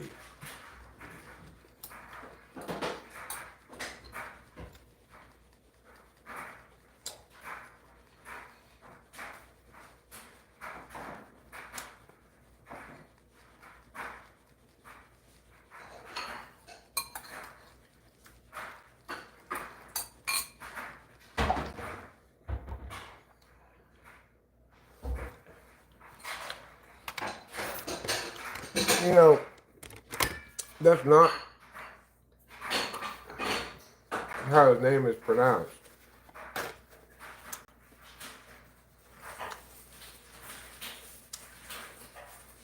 Apparently, the story is when he originally tried to have his name spelled properly, it was mispronounced. So he tried to spell it phonetically, and it still got mispronounced. It's not Boyardee, like I think. It's Boyardee.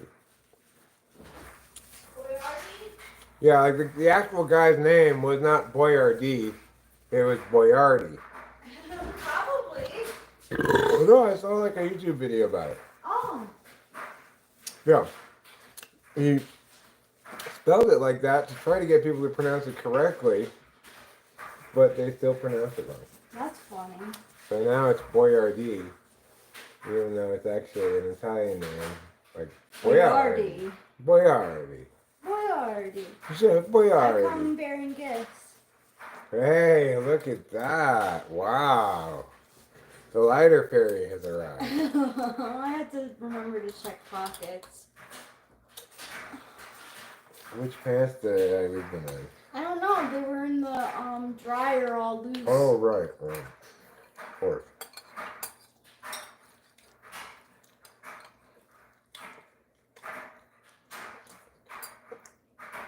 So Garrett, with this Came off the bag. Sorry, go ahead. was this is this can of Chef Boyardee like your friend? Is it a friend that goes around food shopping with you, or just?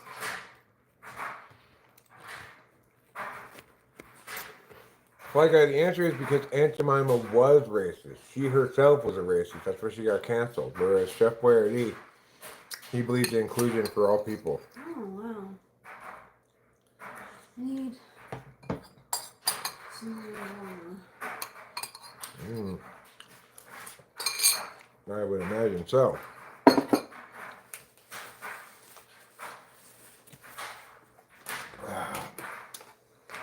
Are you eat mashed sweet potatoes? I don't like sweet potatoes at all. Oh. Oh no! You become your friend that you would later consume. Now, would you be upfront with him and be like, "Look, we have this time together." I followed you home.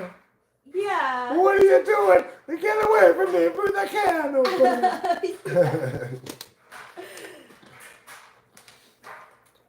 Do you mind if I turn the air on? Not at all. It's hot in here. It says it's only 70, but with the cooking. Yeah, it feels hotter than that. No, he was just in the old Italian stereotype mob. Oh, what are you going to do? My name is Chef Boyardee, but they call me Chef Boyardee.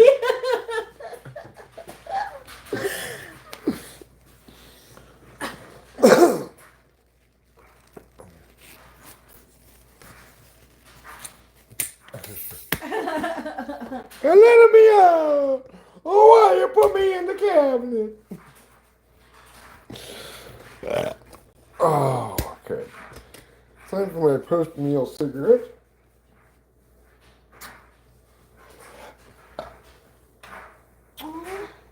Which I shall have at this accompanying beverage. I want to play with you. Alright.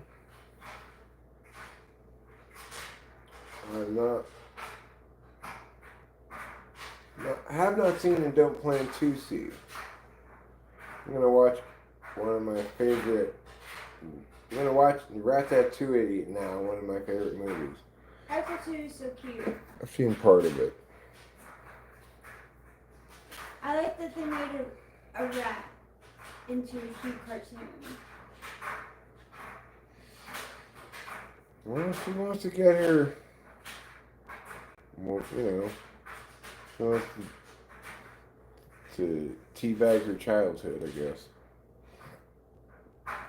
A lot of people like to do that. I sometimes will occasionally watch a movie I've seen before, but not very often.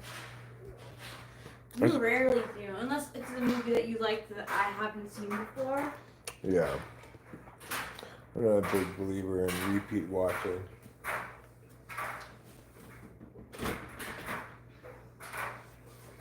But that's fourth SWAT SI for you, I guess. You know who I wish would come back? Who was telling me I was eating poison.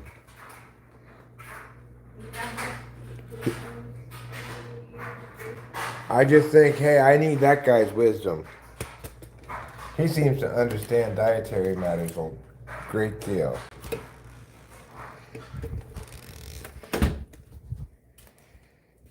No, I was being ironic. Because there's nothing fun about that guy. Good job, Athletics. Good job. 4-2. We're making a comeback. We were down 4-0. Now it's 4-2. It's the middle of the sixth inning. So we've got 3, 6, 9, 12 more outs to go. So we could definitely come back. We only have to get 2 runs and 12 outs to tie it up.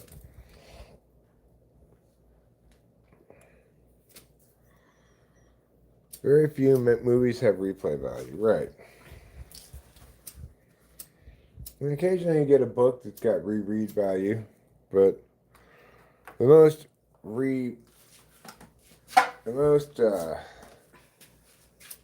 guess you could say the least spoilage is music. You can't give somebody a spoiler to a song.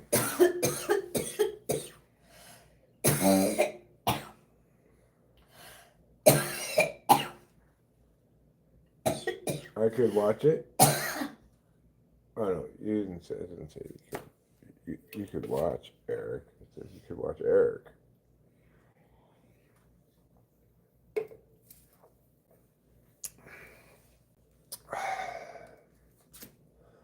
I'm pretty boring to watch today, though. I should warn you. Can we continue the stream? Yeah. Cool. I'm planning on streaming straight through the end of the athletics game, at least. And if you want to take over, you can too. At any point. I took a couple of Welbies today. If you want a couple, I don't know. Do you like them? I do like them. I like them in conjunction with Rosa. They do pair nicely.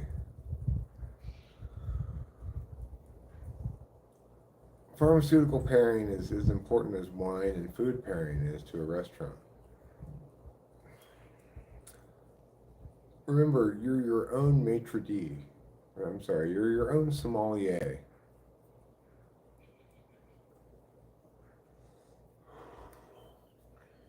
You have to know from experience which drugs pair well together.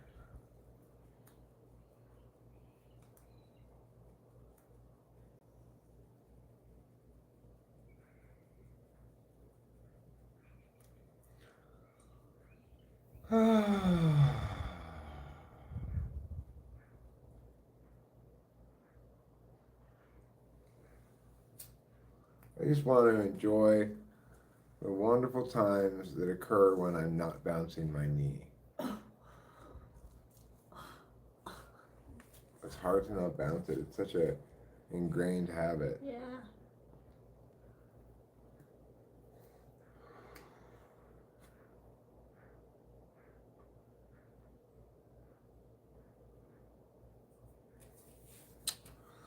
All right. I'm ready to go inside. I think I'm going to copy Rachel and take a fluoxetine. You're going to take a couple of Welbies.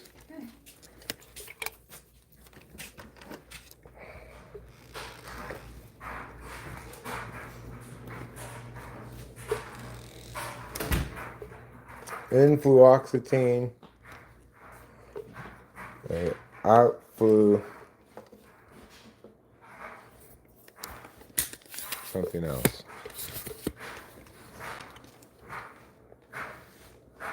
I see you.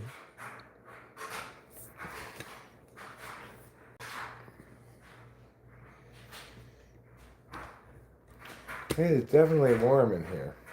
Yeah.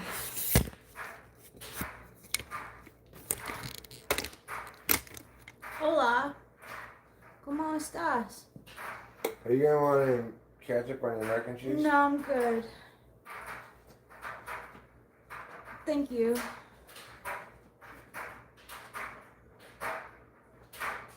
I feel like sci-fi movies kind of have good replay value because a lot of times in sci-fi movies there's like something that you have to pay attention to at the same time that someone's talking. So like a second round of the movie, you may catch on to what you missed the first time around.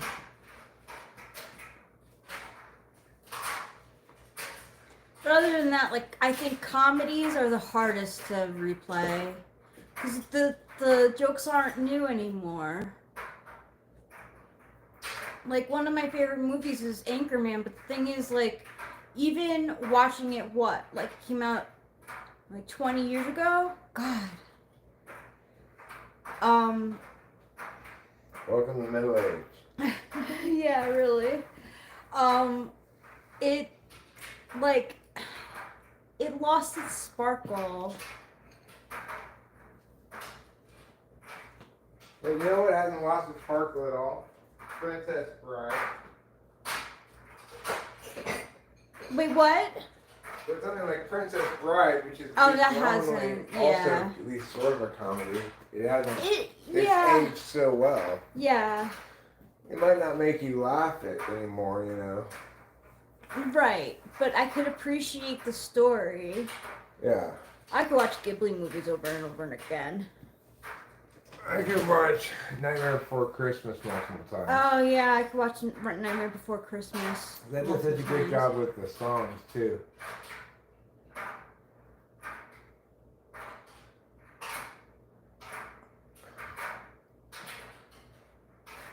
Toy Story is another one I could rewatch too. Have you seen Food Fight with Charlie Sheen? It's so good. No, I haven't.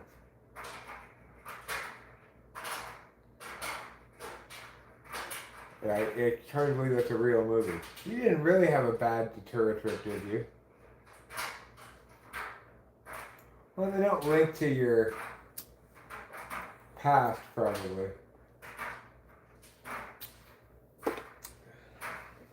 I don't think there are any good deterrent trips. Thank you, Jack. I've never heard of Food Fight.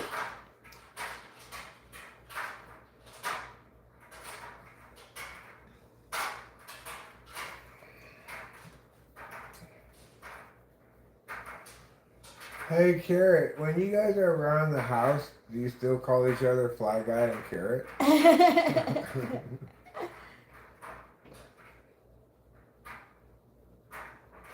Food Fight is an experience that has Mr. Clean and the Singing Raisins. Oh, that's so interesting. That sounds like quite a fun. I've never seen Food Fight. I didn't even know Food Fight was a thing.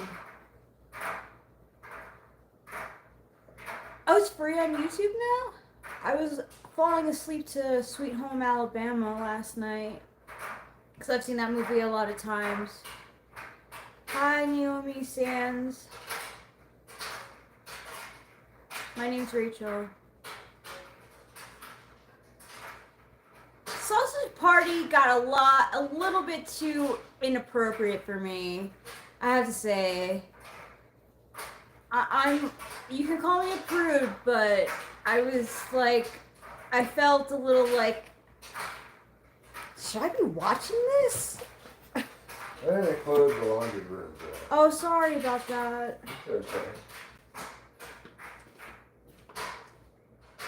Oh, Fly Guys is legal name. I don't remember the douche.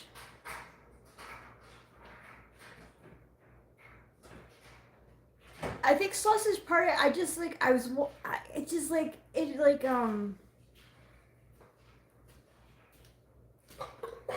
You're as noisy as overalls in a dryer. Oh, yes. That should be an expression. There should be. Oh, I'm so glad it made you cringe too. Carrot. Understandably. Yeah, I mean, did you see Sausage Party? Oh, No. don't. I mean, you're not a big Seth Rogen fan. I think he's like one of the main people in it. It's just like it tried to be a CGI Pixar movie for adults, and it just went too much. Food Fight's more enjoyable.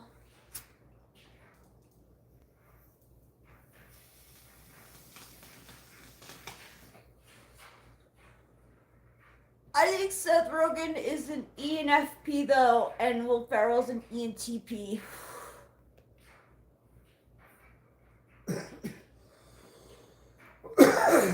Seth Rogen seems to have the FIs.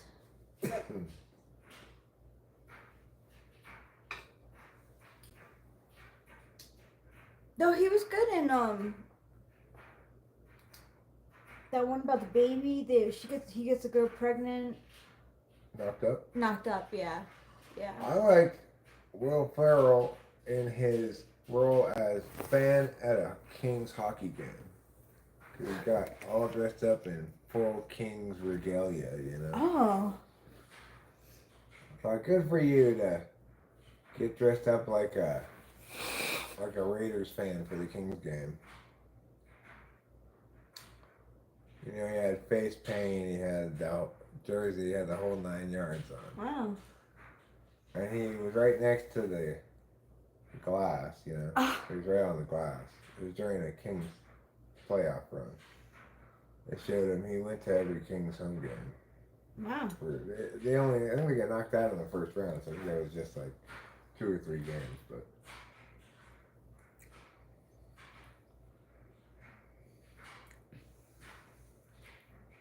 They're just ugly, gross men who think they're funny. Someone just said that.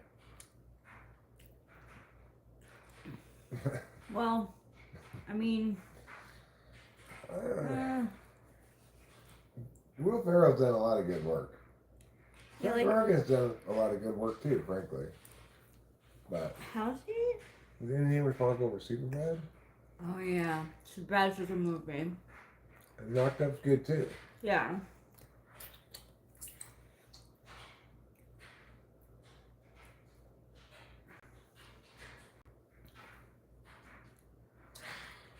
Getting freaking resin on my lips.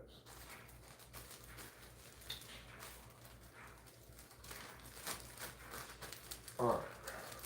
We're gonna make this. We're running out of these things. We're gonna have to go to the store again. Okay. But we have to go into town tomorrow. Oh, maybe we don't.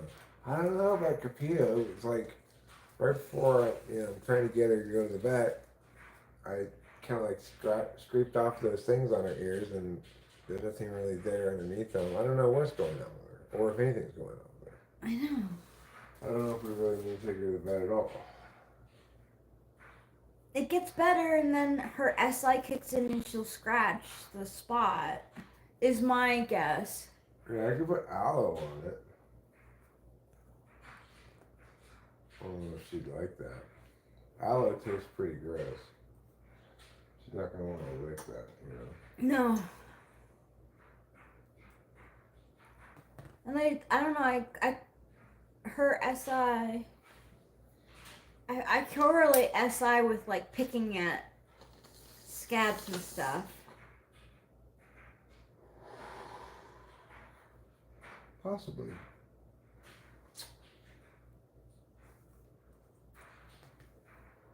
I think you could toss me in that category as well, Fly Guy.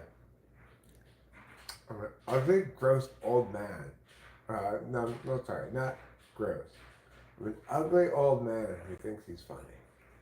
Who's that? Me. No! You're actually funny. I'm just. And you're not gross. No, I'm not gross. I mean, give me a few days without showering and I get pretty Well, gross. that's not your mom. Yeah. Yeah, I also think Will Ferrell is very talented. I mean, he could be ENTP, but he also could not be. He could be a censor. Because he's really, like, fine with, like, bodily things. Oh, no. That's good. Now it's 5-2. Come on, Athletics. Stop. Did I give you this post yet? What? No. I'm catching up. I feel like I'm, like, so behind. Catching up on what? Life. And you. Oh, yeah, well.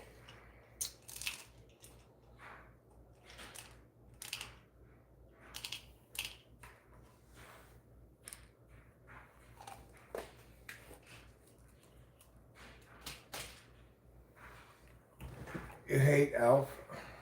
I don't hate Elf, but I don't hate Elf. I can see how it might grate a little bit if you watch it more than once. Yeah, if you watch it, but I feel Oh, it's like a Zach. what about Right, I forgot about that. what? But see, like, don't you think like holiday movie, like besides Nightmare Before Christmas, don't you think a lot of holiday movies don't really have that much watchability unless you have an SI like Absolute value. yeah.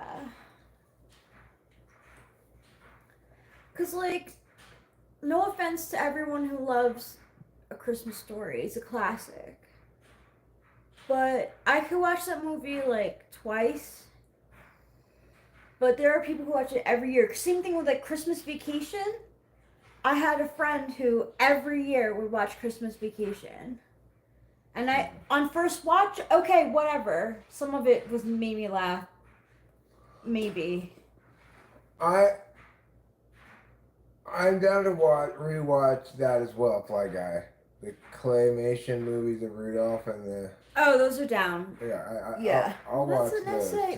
too. That's an essay thing for me though. Right, but at least they have this weird, like, iconic quality that transcends making a regular movie, right? They're like for kids, and as an adult, you remember the childhood experience of this permanent rendition of Christmas of Rudolph with the big red nose and that particular Santa Claus. You know, the ones that came up for auction that one time. Not came up for auction, but they were on Antiques Roadshow. Yeah, one I time. never realized how big they were. And then they ended up getting bought by one guy who got bought by another guy who fixed them up a whole bunch and gave them to this museum of dolls. Oh, that's so cool. I mean, it is. It's classic. It makes me think of like the 60s.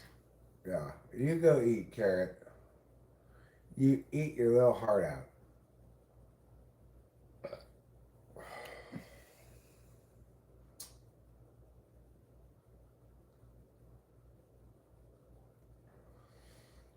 I hope they do call each other Fly Guy and Carrot around the house.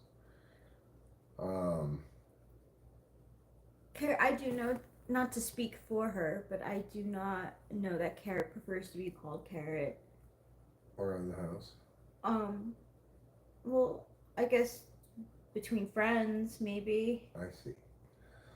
Well, regardless, I prefer to think that that's their only names. It's the only names they've ever had. They were born and their parents forsook the whole last name thing and just named it respectively Fly Guy and Carrot. It's kind of like Aquaman. Yeah. Somebody named their kid Aquaman. You might wonder why. I also wonder why. No. I really think the woman thought that it was a good movie. And she said she likes Jason Momoa.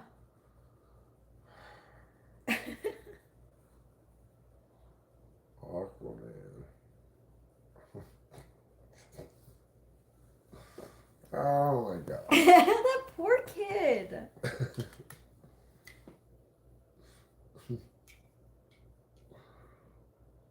That was a terrible movie. Oh, it was so terrible. Oh my god, that was so bad. I still laugh at the fact that like the movie's starting to end and then all of a sudden the mom appears and it's like out of nowhere.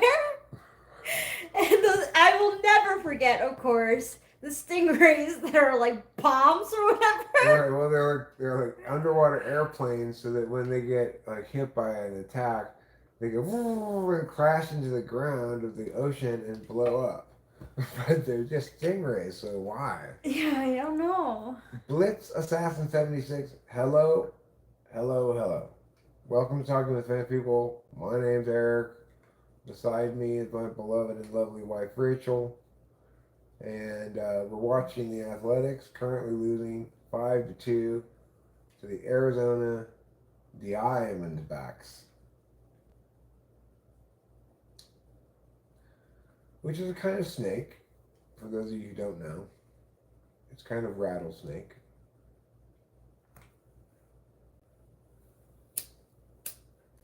You wouldn't want to get bitten by one of those. Another snake that you don't want to get bitten by, of course, is the very famous furred lance. You don't want to get bitten by a furred lance. I don't want to get bitten by any snakes. They kind of scare me. Well, that's good. Stay away from them. You don't want to get bitten by a poisonous snake, that's for sure. Can we not have one as a pet? We don't have any snakes. I know, I'm just saying, I don't. That's like kind of off the table for me. I don't want to have a snake as a pet.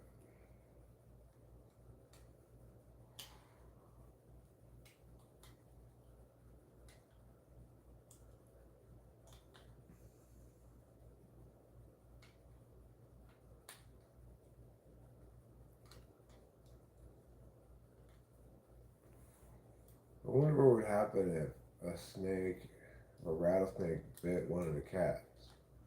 That's at least a double. Good job, JJ Blade. Yeah, good job. This is the second time you've come through today. Look, he's churning butter too. He's stirring the pot. It's not supposed to be just Nick Kurtz's thing, right? It's not? No, it's the thing that you brought in to replace rolling the dice. Oh, okay. Remember how these Yeah, roll they, the dice? boom, yeah. Although I did see one of them do roll the dice the other day. I was surprised to see it.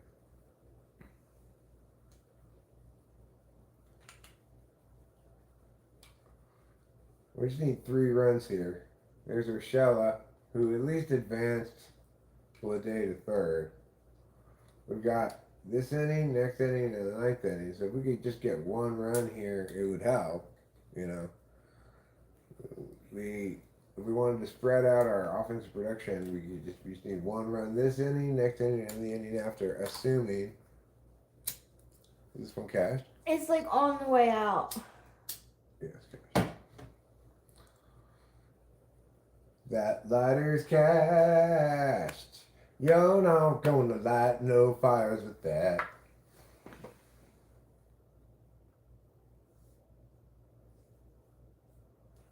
Alright, I need to grind more weed.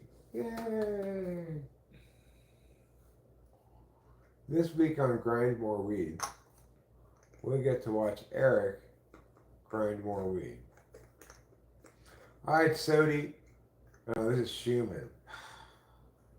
Schumann? Max Schumann.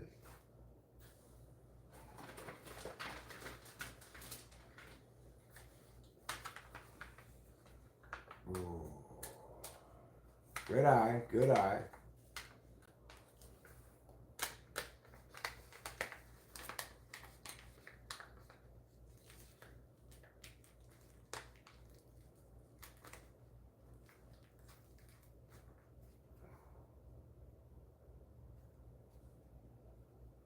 Oh, well, I scored 1. That's good. It's 5-3 now. 2 outs, but Schumann got the RBI on the sacrifice, and Urshela fortunately got him over to third. You know, so that's good small ball. But we need 3 total runs. You know.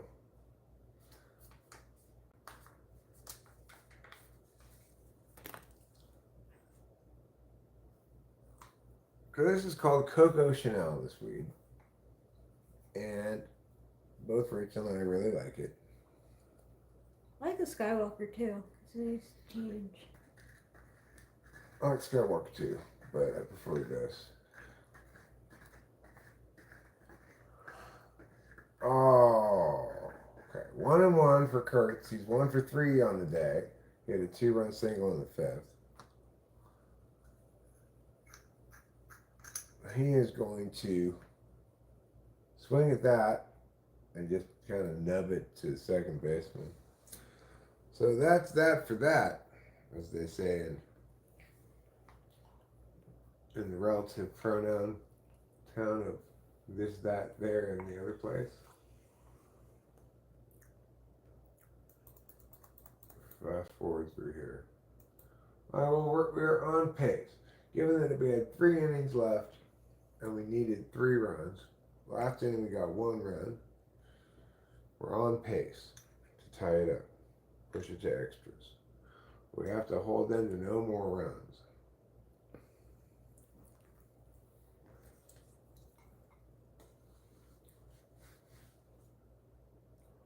Now on the mound, the Athletics are featuring Sean Newcomb, number 31, who gives up a lazy fly ball for the first out of the inning.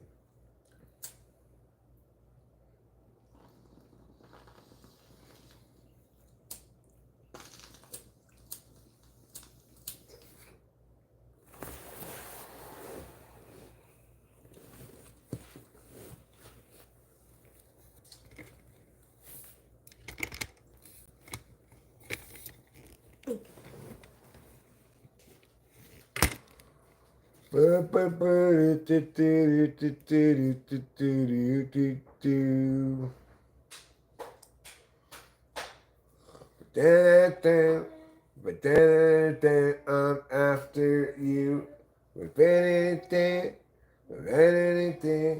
'cause I'm hungry like the wolf. I think that's a good karaoke song. That is a good one.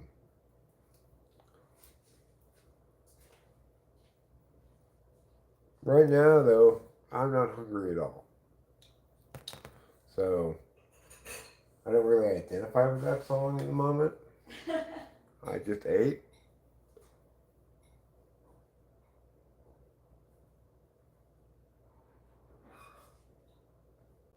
That's a foul ball. Gandu. Well, Gandu to you too, farting con.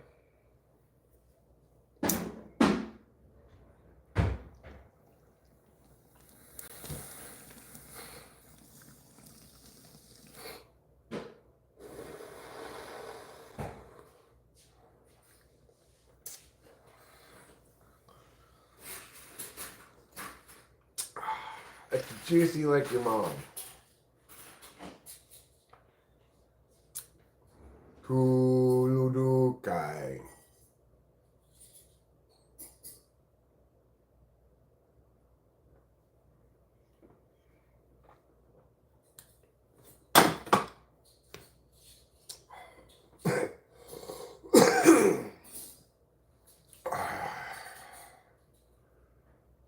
Well, toodaloo to you as well,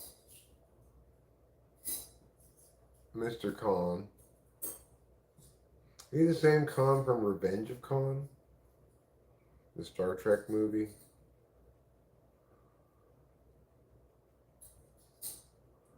Yare Sohahide. I don't know what that means.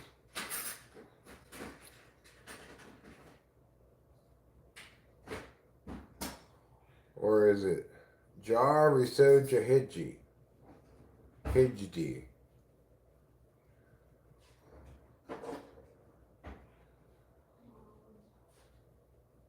What are you hand wringing about? I'm trying to figure out what the next thing I wanted to do was, and it's get coffee. Good idea. While the wife gets some coffee, I'll pull another bong rip. I'm feeling pretty like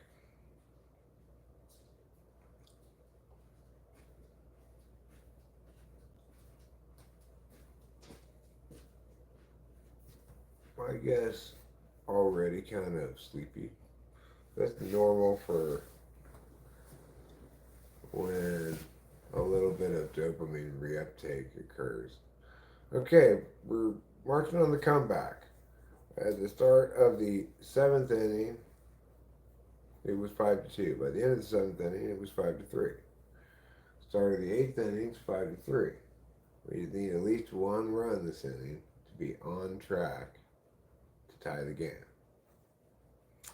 The pitching staff, the relief pitching staff, has done well, coming in and not letting the game get out of hand. So we got a shot here. We got 6 outs. We need 2 runs. It's doable. It is doable.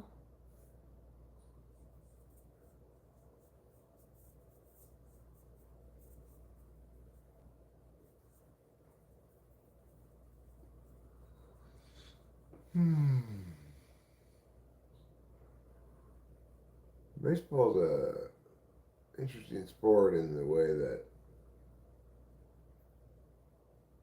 most people, most of the time, don't succeed at hitting, you know? Yeah.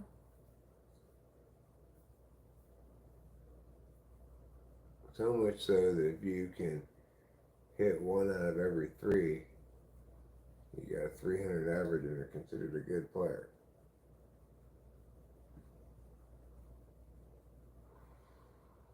Some people, they don't even need to hit that much. Just one ball out of every four. Like Shea Langoliers has got like a 250 batting average. Just one out of every four times. The other three times he gets out, or gets a walk, or gets hit by pitch. But, you know, um, as far as qualified at bats go, instead of just plate appearances, he if he goes gets one hit every four at bats and gets three outs, then he's still good enough to play at the major league level. Rooker up to the plate. It's good to have Rooker at the plate to start this inning.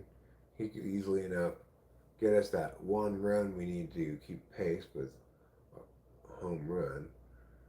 This one, however, he puts foul down the third baseline. Peow, he says. Oh no. Now it's 0-2. The pitcher enjoying the advantage of the first two pitches being strikes. Rooker's got to defend the plate,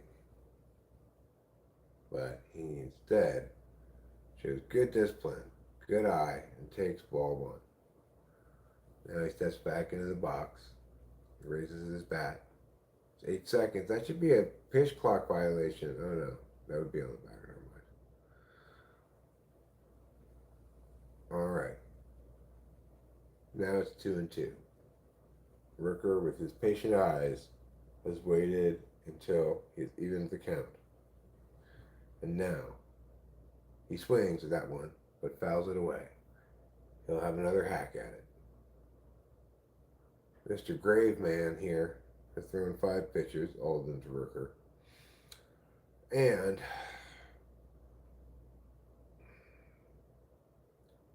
Rooker says, that's not going to be the last pitch you throw. And the next pitch, pitch 6, is a ball. The count is now full. Rooker has worked his way back into a full count from an 0-2 start. And he lines up his bat. Here comes the pitch. He swings over the top of a ball that was low and inside and has struck out. Walks back to the dugout with his head hung in shame.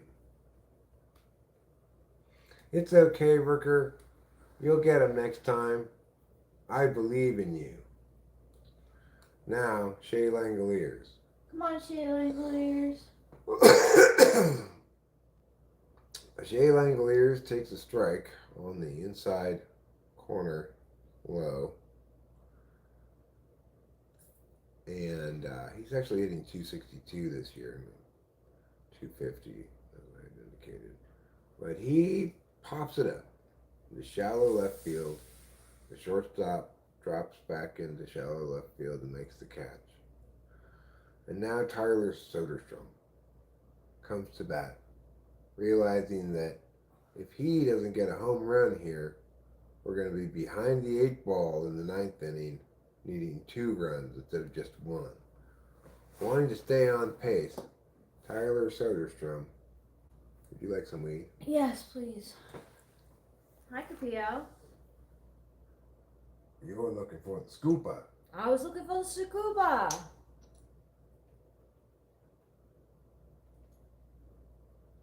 Tyler Soderstrom takes a ball. 1 ball, no strikes. Graveman throws pitch number 2. It's also a ball. Sodi positioning himself over home plate with a certain professional jauntiness. Steadies himself and watches ball 3 fly well past him, past the strike zone, up and away like Superman. Kitty, no, I don't want you up here right now. No, thank you. Go on. Go for the ball. I guess we should just take her to the vet, huh? She's just scratching it. It just seems to keep on getting, like, it'll get better and then it's back. So, I kind of think we should. Yeah. I don't know. It's up to you. I could try putting aloe vera on it. Yeah. See how that works. Sodi watches ball 4. That was really probably a strike, but good job, Soderstrom, working a walk. Now, we're going to bring up somebody I would call the unlikely hero. Why is he the unlikely hero? Well, because it's either Hernandez or it's Butler. Butler is not having a good year.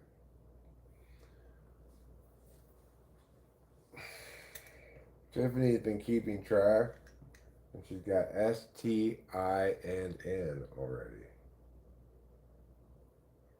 Oh no. He's playing a game of Hangman he doesn't even know about.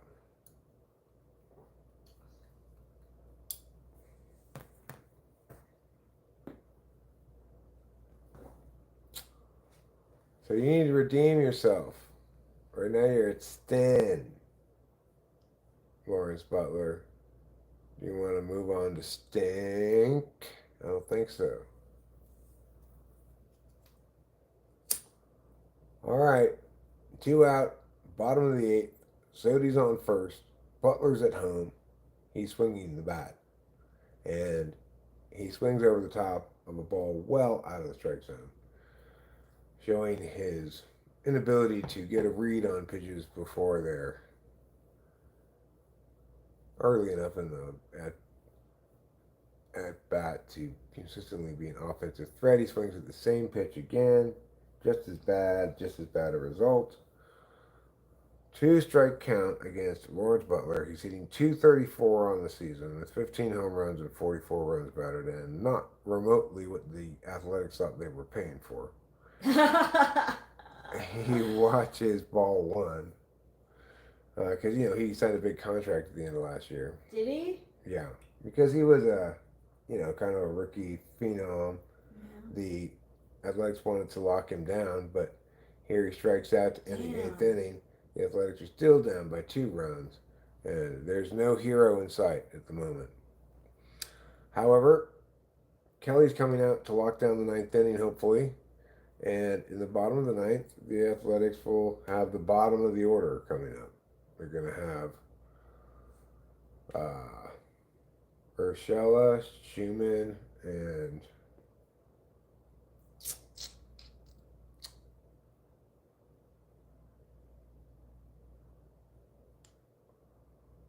I don't even know who the last one is. Thomas? Maybe. With these shuffling lineups, it's hard to keep track of who's playing on any given day. Yeah.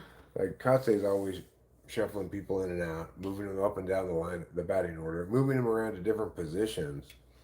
So it's hard to keep track of who's playing and what place they're batting in the batting order.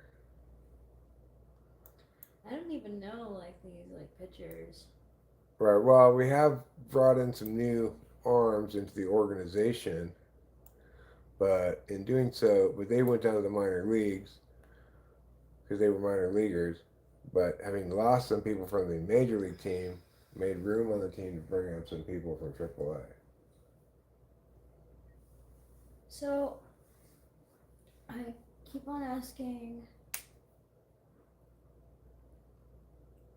ChatGPT of characters who are 964.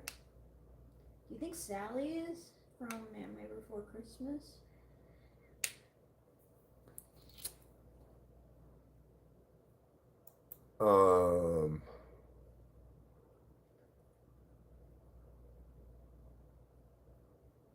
Yeah, I think so. That's nice. Cause like I feel like so many people have like characters that could be like not you, but you don't really think in terms like this. No, I'm an SI person. Yeah. This is the advantage of being SI. I normally harp on the disadvantage of being SI, but the advantage of SI is I don't need to know what tri-type Sally is. No, like so watching Fleabag, like the main character is so much like Kimi. It's ridiculous. Like the way they talk, even the way that they look, like. Is that why Kenny recommended it? Mhm. And I'm like, oh my gosh, like this, like, I wonder how it feels to see yourself in someone else, especially a character from like a story. Well, I've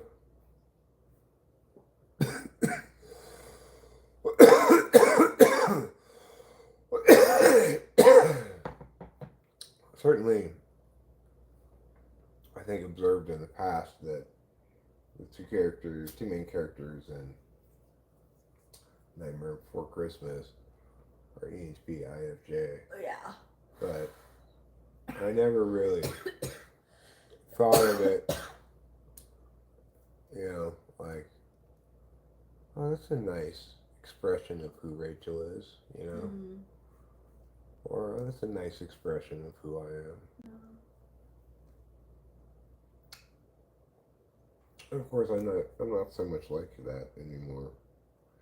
I think I'm more prudent and cautious, more like perhaps Jack after he learns his lesson. Yeah. Less like Jack before. Yeah.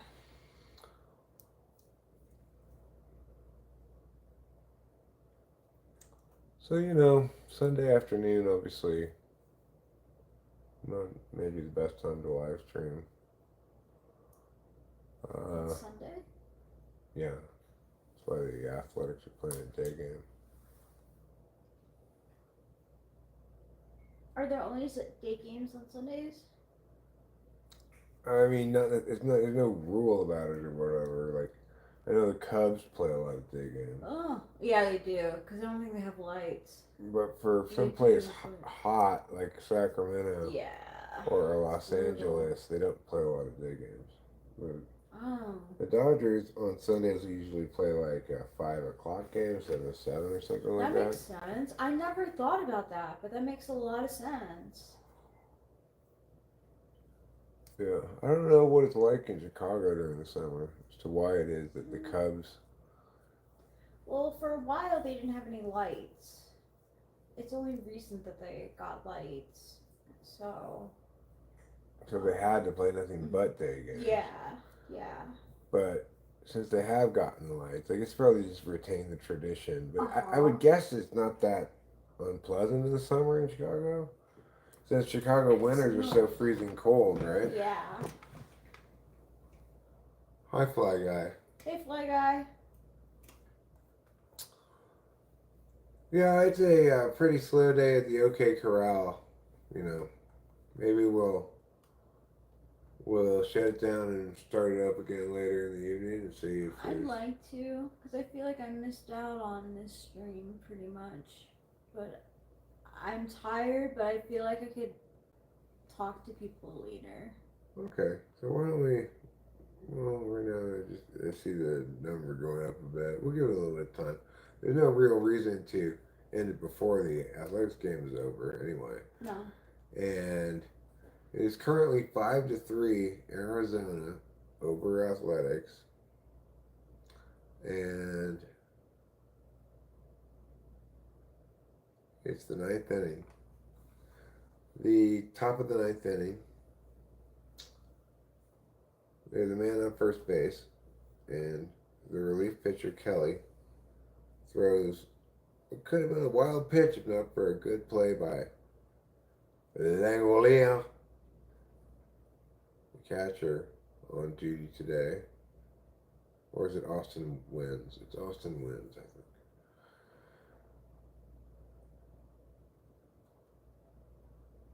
Foul ball. Fortunate. That was fortunate. I thought it was fair. Yeah, I wasn't sure. Let's see how close it was. They got a different angle that shows it. I guess we won't.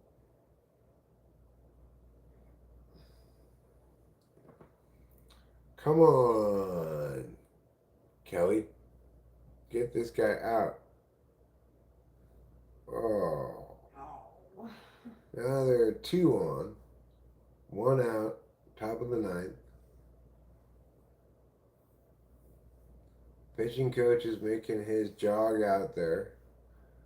Just settle down. Listen, you just throw what is working for you right now, okay? I don't want you don't even bother attempting that four-seamer. That's the one that's getting away from you. Just don't even throw it, okay? You just throw what you know is going to be what you want to be.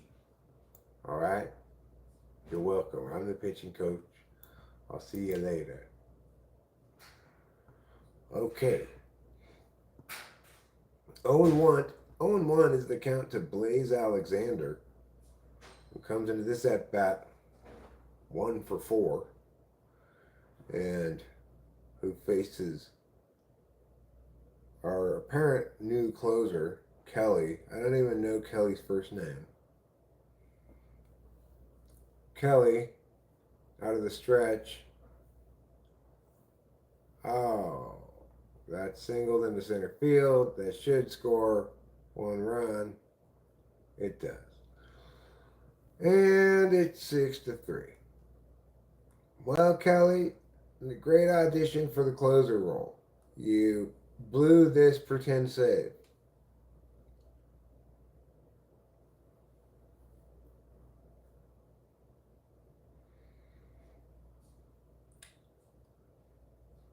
I don't know what to make of that.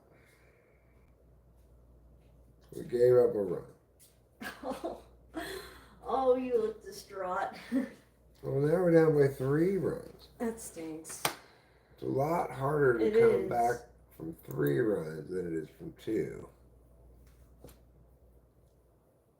But it's possible. Maybe we'll string together some hits in the ninth inning. Yeah.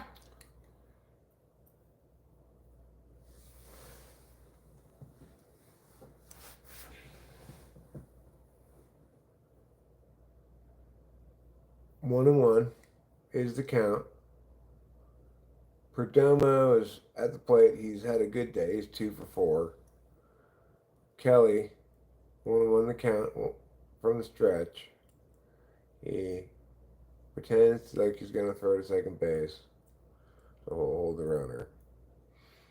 Then he says, never mind. I'll just not throw it. 1 disengagement for those of you keeping count. Oh, no. Oh, God. Here comes another single, another run. Oh, wait. No? Not another run? Oh. I thought it was totally going to be another They run. held him up? I guess so.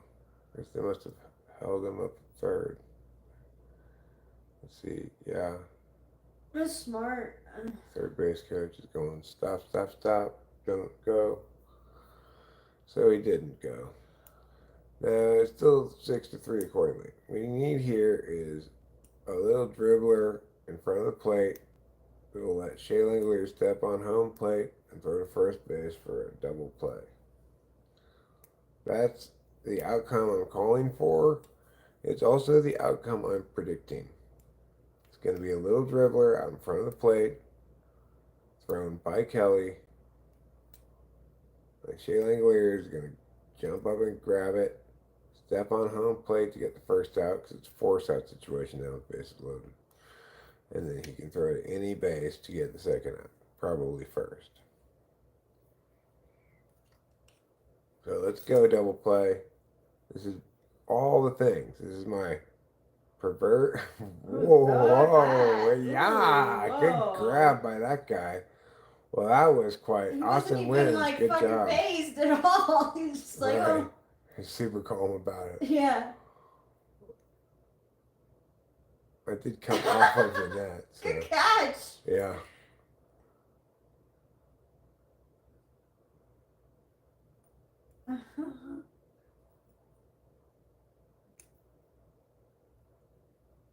Stir the pot.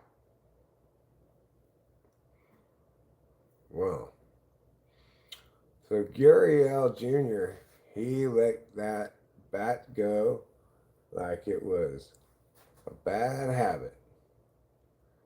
He just went flying into the net, bounced off the net, was falling behind Austin Wins, the Athletics backup catcher. He just kind of reached behind himself and plucked it out of the air before it hit the ground and just handed it directly to the bat boy. Pretty ninja and pretty smooth. Yeah, I would definitely say that. This battle with Gurriel Jr. continues. The count is 1-2 now.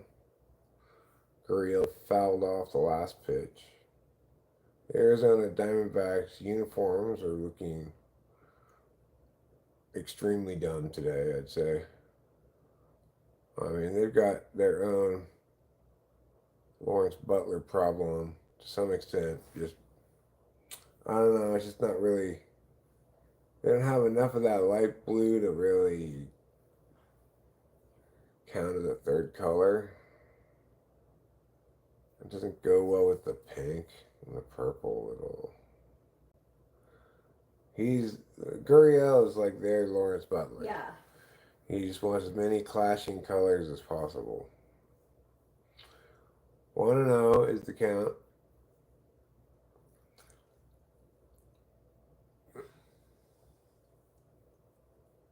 Jake McCarthy at the plate, 0 for 3 today.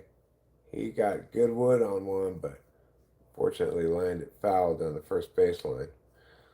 And the ball boy tosses it up and over the net so that the fans can enjoy the baseball. Hey, look, says one fan. I've gotten a baseball, to another.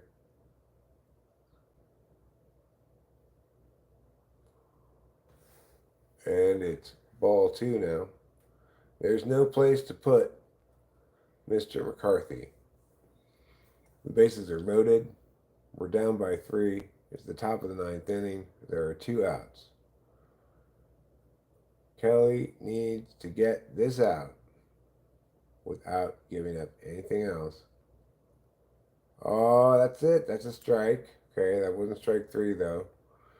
2-2. For a second I thought they weren't going to call it a strike, but they did. 2-2 is the count.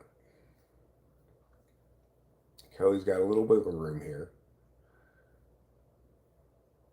From the stretch, he throws.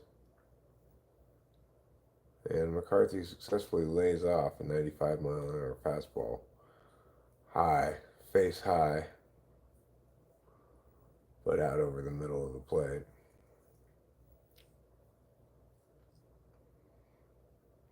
And now the count is full. Bases are still loaded, but there are 2 out. Any out will do, as Kelly strikes him out. Yeah. Nice job. Good job. He struck out swinging as he was trying to check his swing. It was just obvious he went way too far around. Yeah.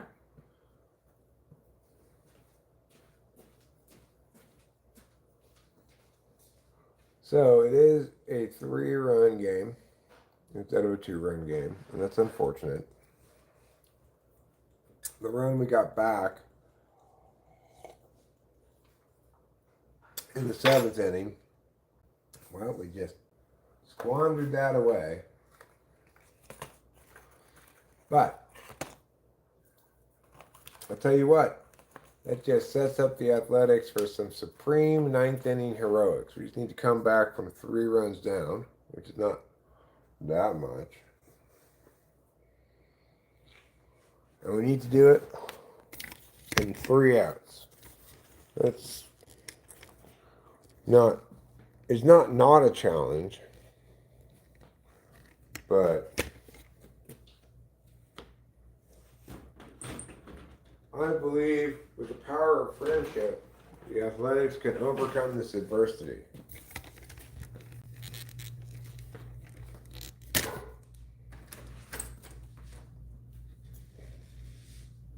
What do you guys think?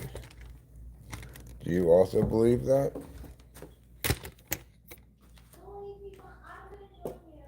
Okay.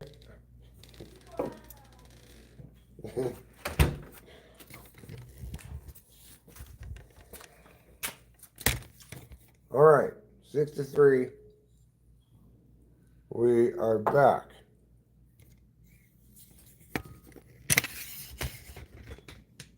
We are back in the name of love.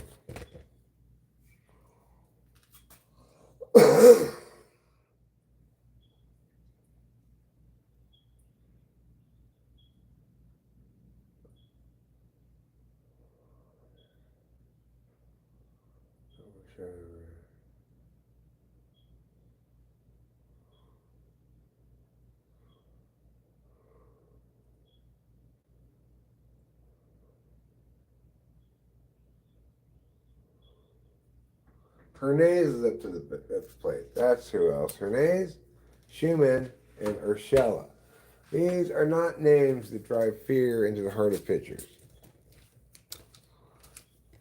Hernandez, Urshela, and Schumann. Things aren't looking good. That's our batters to this inning. If you've never heard of any of them, well, you get my point.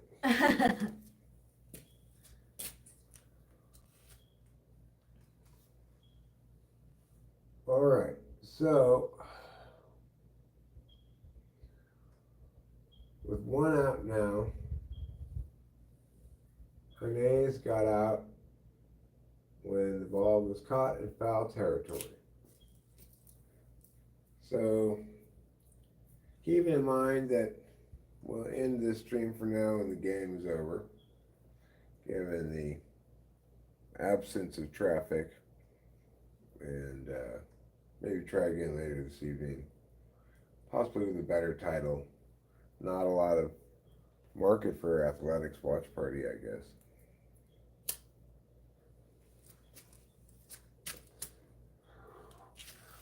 Bleday, bang! Home run. J.J. Bleday, have yourself a day. That's his 3rd hit for the day. His 2nd extra base hit. He had a double earlier. And he's closed the gap now to 2 runs again. Thanks a lot, Kelly. We could be down just 1 run, but you had to give up a run last inning. That's fine. Good job, Bleday. Way to make your way onto the big stage.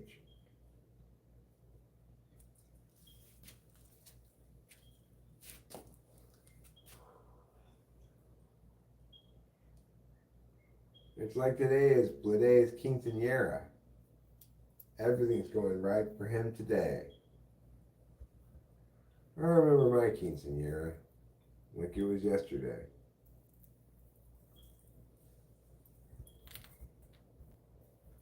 All the Mexicans from around 10 came over to my house and threw beans at me.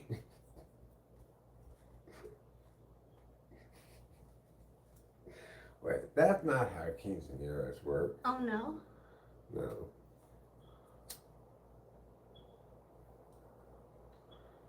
Well, Urshela did his normal meow.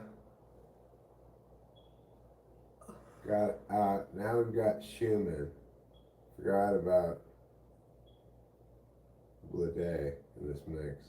When I said it was Urshela, Schumann, and Hernandez. I forgot Bleday was in the mix too. Bleday, at least, is a guy who's got some pop. Schumann has 2 home runs on the year. Not a ton of at-bats, but 0-2 is the count. We are down to our last out, our last strike. We're down by 2 runs. And light hitting utility man Max Schumann is at the plate. Meanwhile, Mr. looks like Nelson. Yeah, their pitcher's name is Nelson. He throws his first ball to Schumann. Now it's 1-2. He throws strike 3. No, I guess Schumann fouled that off. Didn't get much of it, I'll tell you that. Did not get much of it.